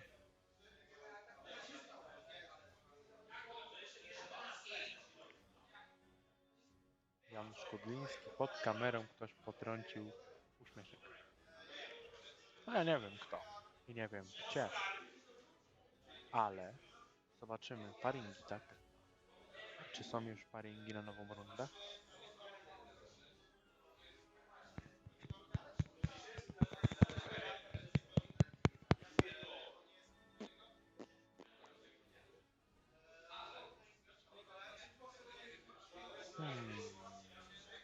Interesujące. Chyba nie mam pojęcia, że mam słuchawki teraz i że rozmawiam do was. Jest odwrócony i nic nie słyszy. Albo słyszy, nie wiem, i udaje, że nie słyszy. Chyba nie słyszy, bo jest dość głośno tutaj. Ale jak tak mówię w tych słuchawkach, to taki dziwny efekt echa. Ty no, mam nadzieję, że dostanę jakiś przychylny paring. Zobaczmy.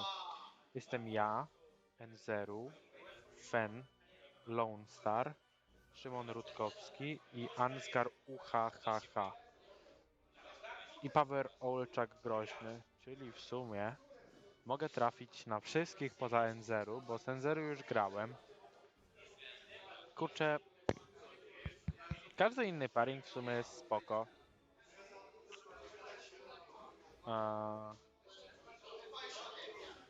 Nie wiem, no najbardziej chyba chciałbym trafić na... A co ma ten gościu? Scimitar 1. Scimitar 1 jest niefajny. Nie wiem w sumie na kogo bym chciał trafić.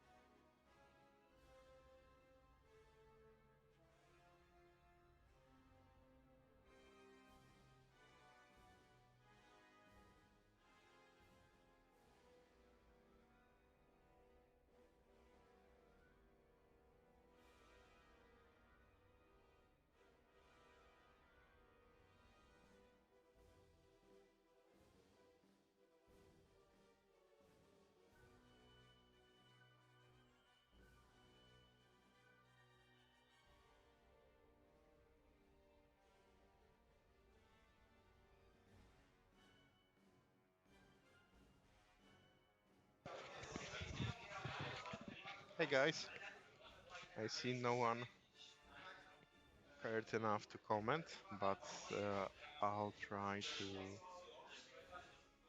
get us up to speed.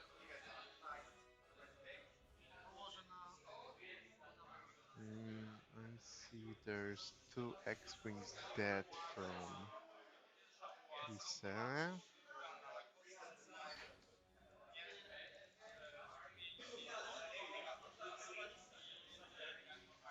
And Y-Wing and Bodica and Sega is all on the table. Sega lost just one shield.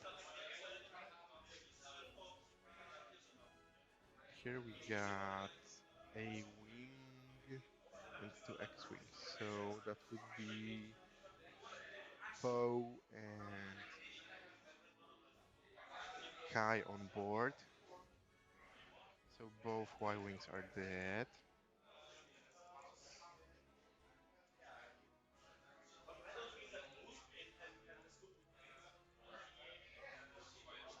Let's see. Kai is full. Zizi lost one shield. And Poe got one shield left. Okay. Esege with just one shield gun. I mark that. Bodica. Unfortunately, I can't see the cards of. Oh, sorry. That's my bad. I will correct that immediately.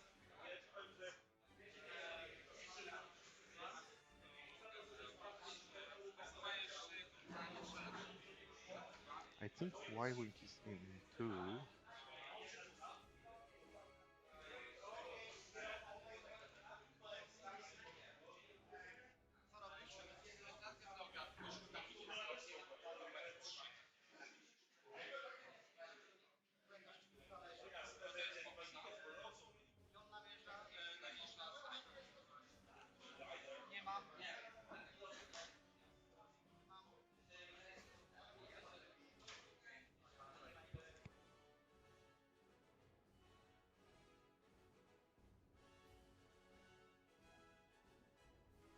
And Inder is winning 15 to 8. So 6 more points. Probably something is half, but and one more for Lise. Inder have two objectives and Lise have one.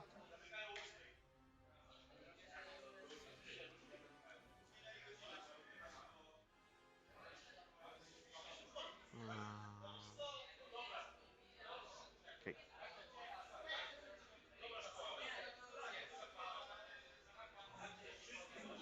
There are two ships down and some.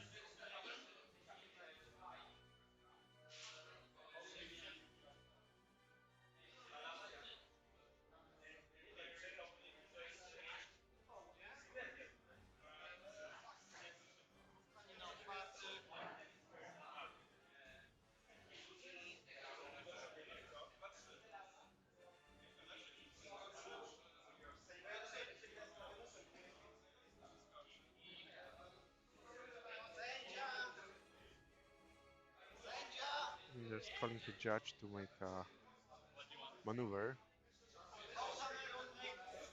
Poe is making false straight, I believe. And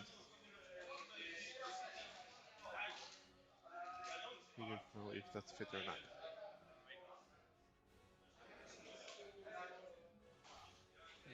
Actually, that's three straight. So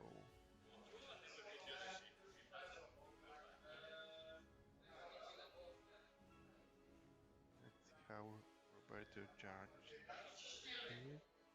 No, he's bumping. Now the question is, he's bumping into Borica? No, he's staying there. So he'll shot Bodica range 1.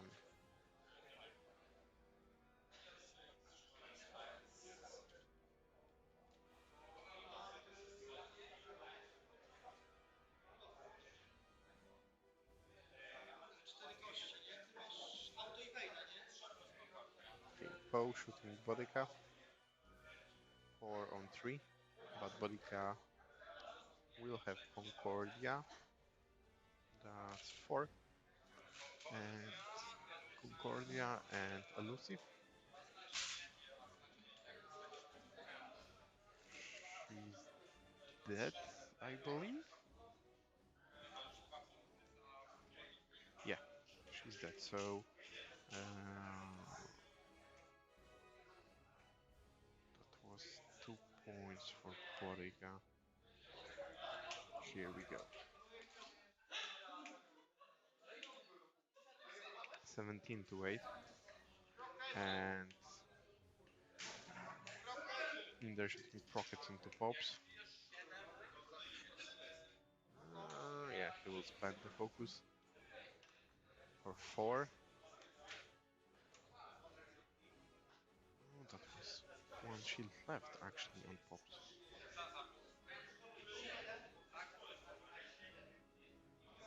So he should be 1 that way. That's now it should be 80 for in there.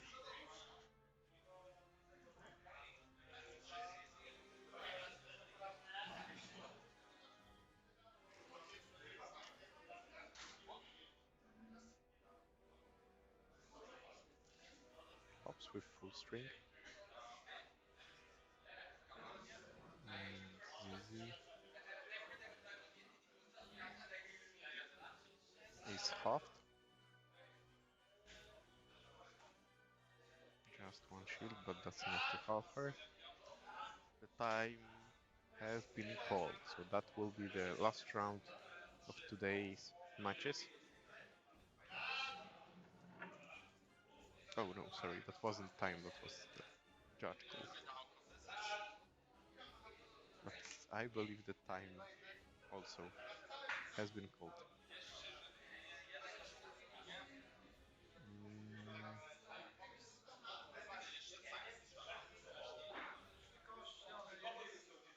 Okay, 2 more into Poe.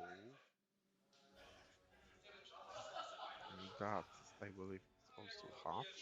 Bodica shot Poe for 2.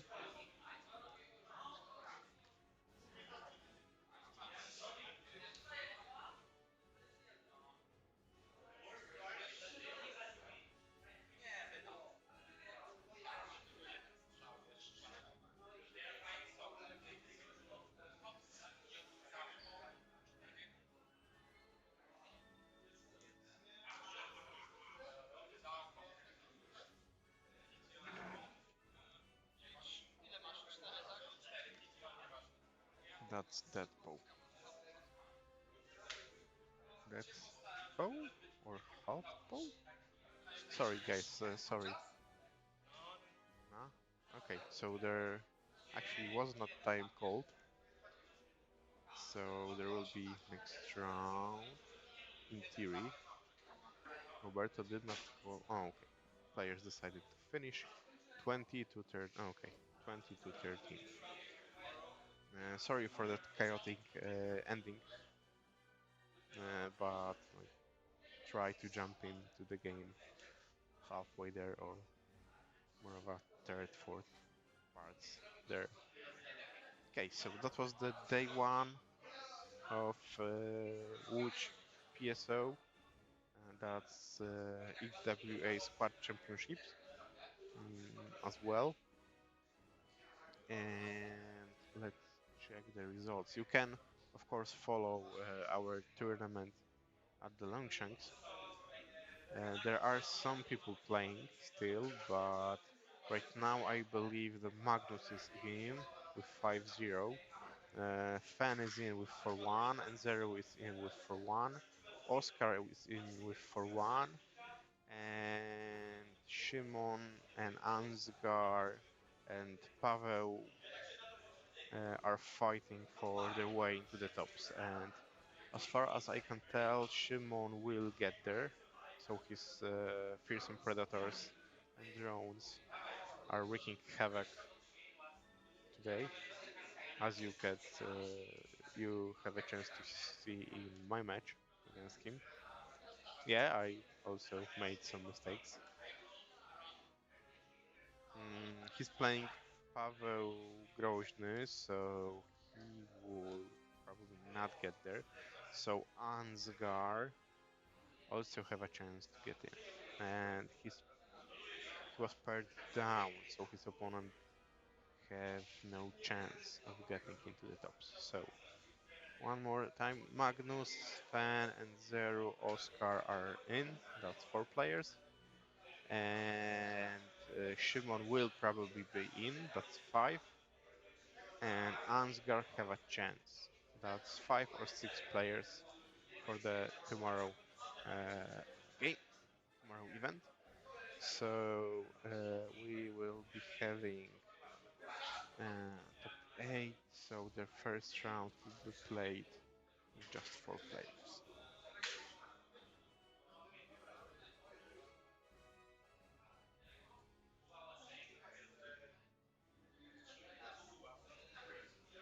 So we know Magnus will definitely sleep longer because he is the only player with 5-0. We will have a chance to get a bye tomorrow at the first round of tops, and we're still waiting for the results because the SOS SOs will determine the second bye.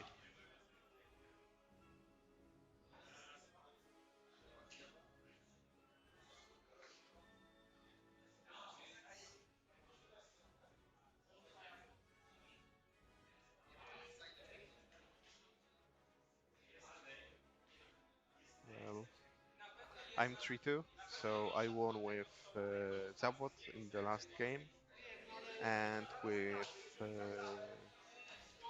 Lama, and I lost to Shimon and N0 in the first game, and Shimon streamed, and I also had a bye after the first round, after losing to N0. It was a very close game, but unfortunately, I missed it. Like it, won every ground basically, but in the last round he managed to halve 2 of my ships, and that was it.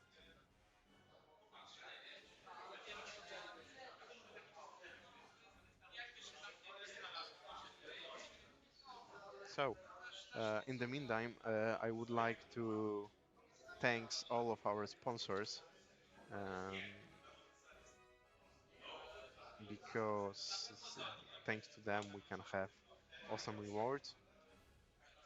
So first of all, we have 3 sponsors that are supporting the whole series, Polish System Open series, and that's Playmaty.pl, the shop that sells gaming accessories, and that beautiful mat that you can watch on stream. That's their art, their piece of art. And wydawnictwo Olesiejuk, which support us with the books from the Star Wars universe by the same token, which is the accessory producer, acrylic accessory producer, that also sponsor our series. And one local partner, Memo, which is the venue we are playing in. So that's multimedia library slash cultural center. It's in the very heart of Łódź, a very beautiful modern place. So we also invite you to visit. Was like I said, they have a great cafe downstairs. They have library, a small cinema. It's really awesome. Okay, the time The time is cold right now, and yeah, that's it. Thank you for today. I hope you had fun. Some games were commented, some were not. Like we're trying to do as best as we can, but well, everyone wants to play, so no dedicated streamer. But I think tomorrow Roberto will comment on every game, or we will find someone who will comment every game. And maybe that's something like that's advantage actually to have different commentators on different games. Uh, I'll let you be the judge of that. So, thank you for today. See you tomorrow. Bye.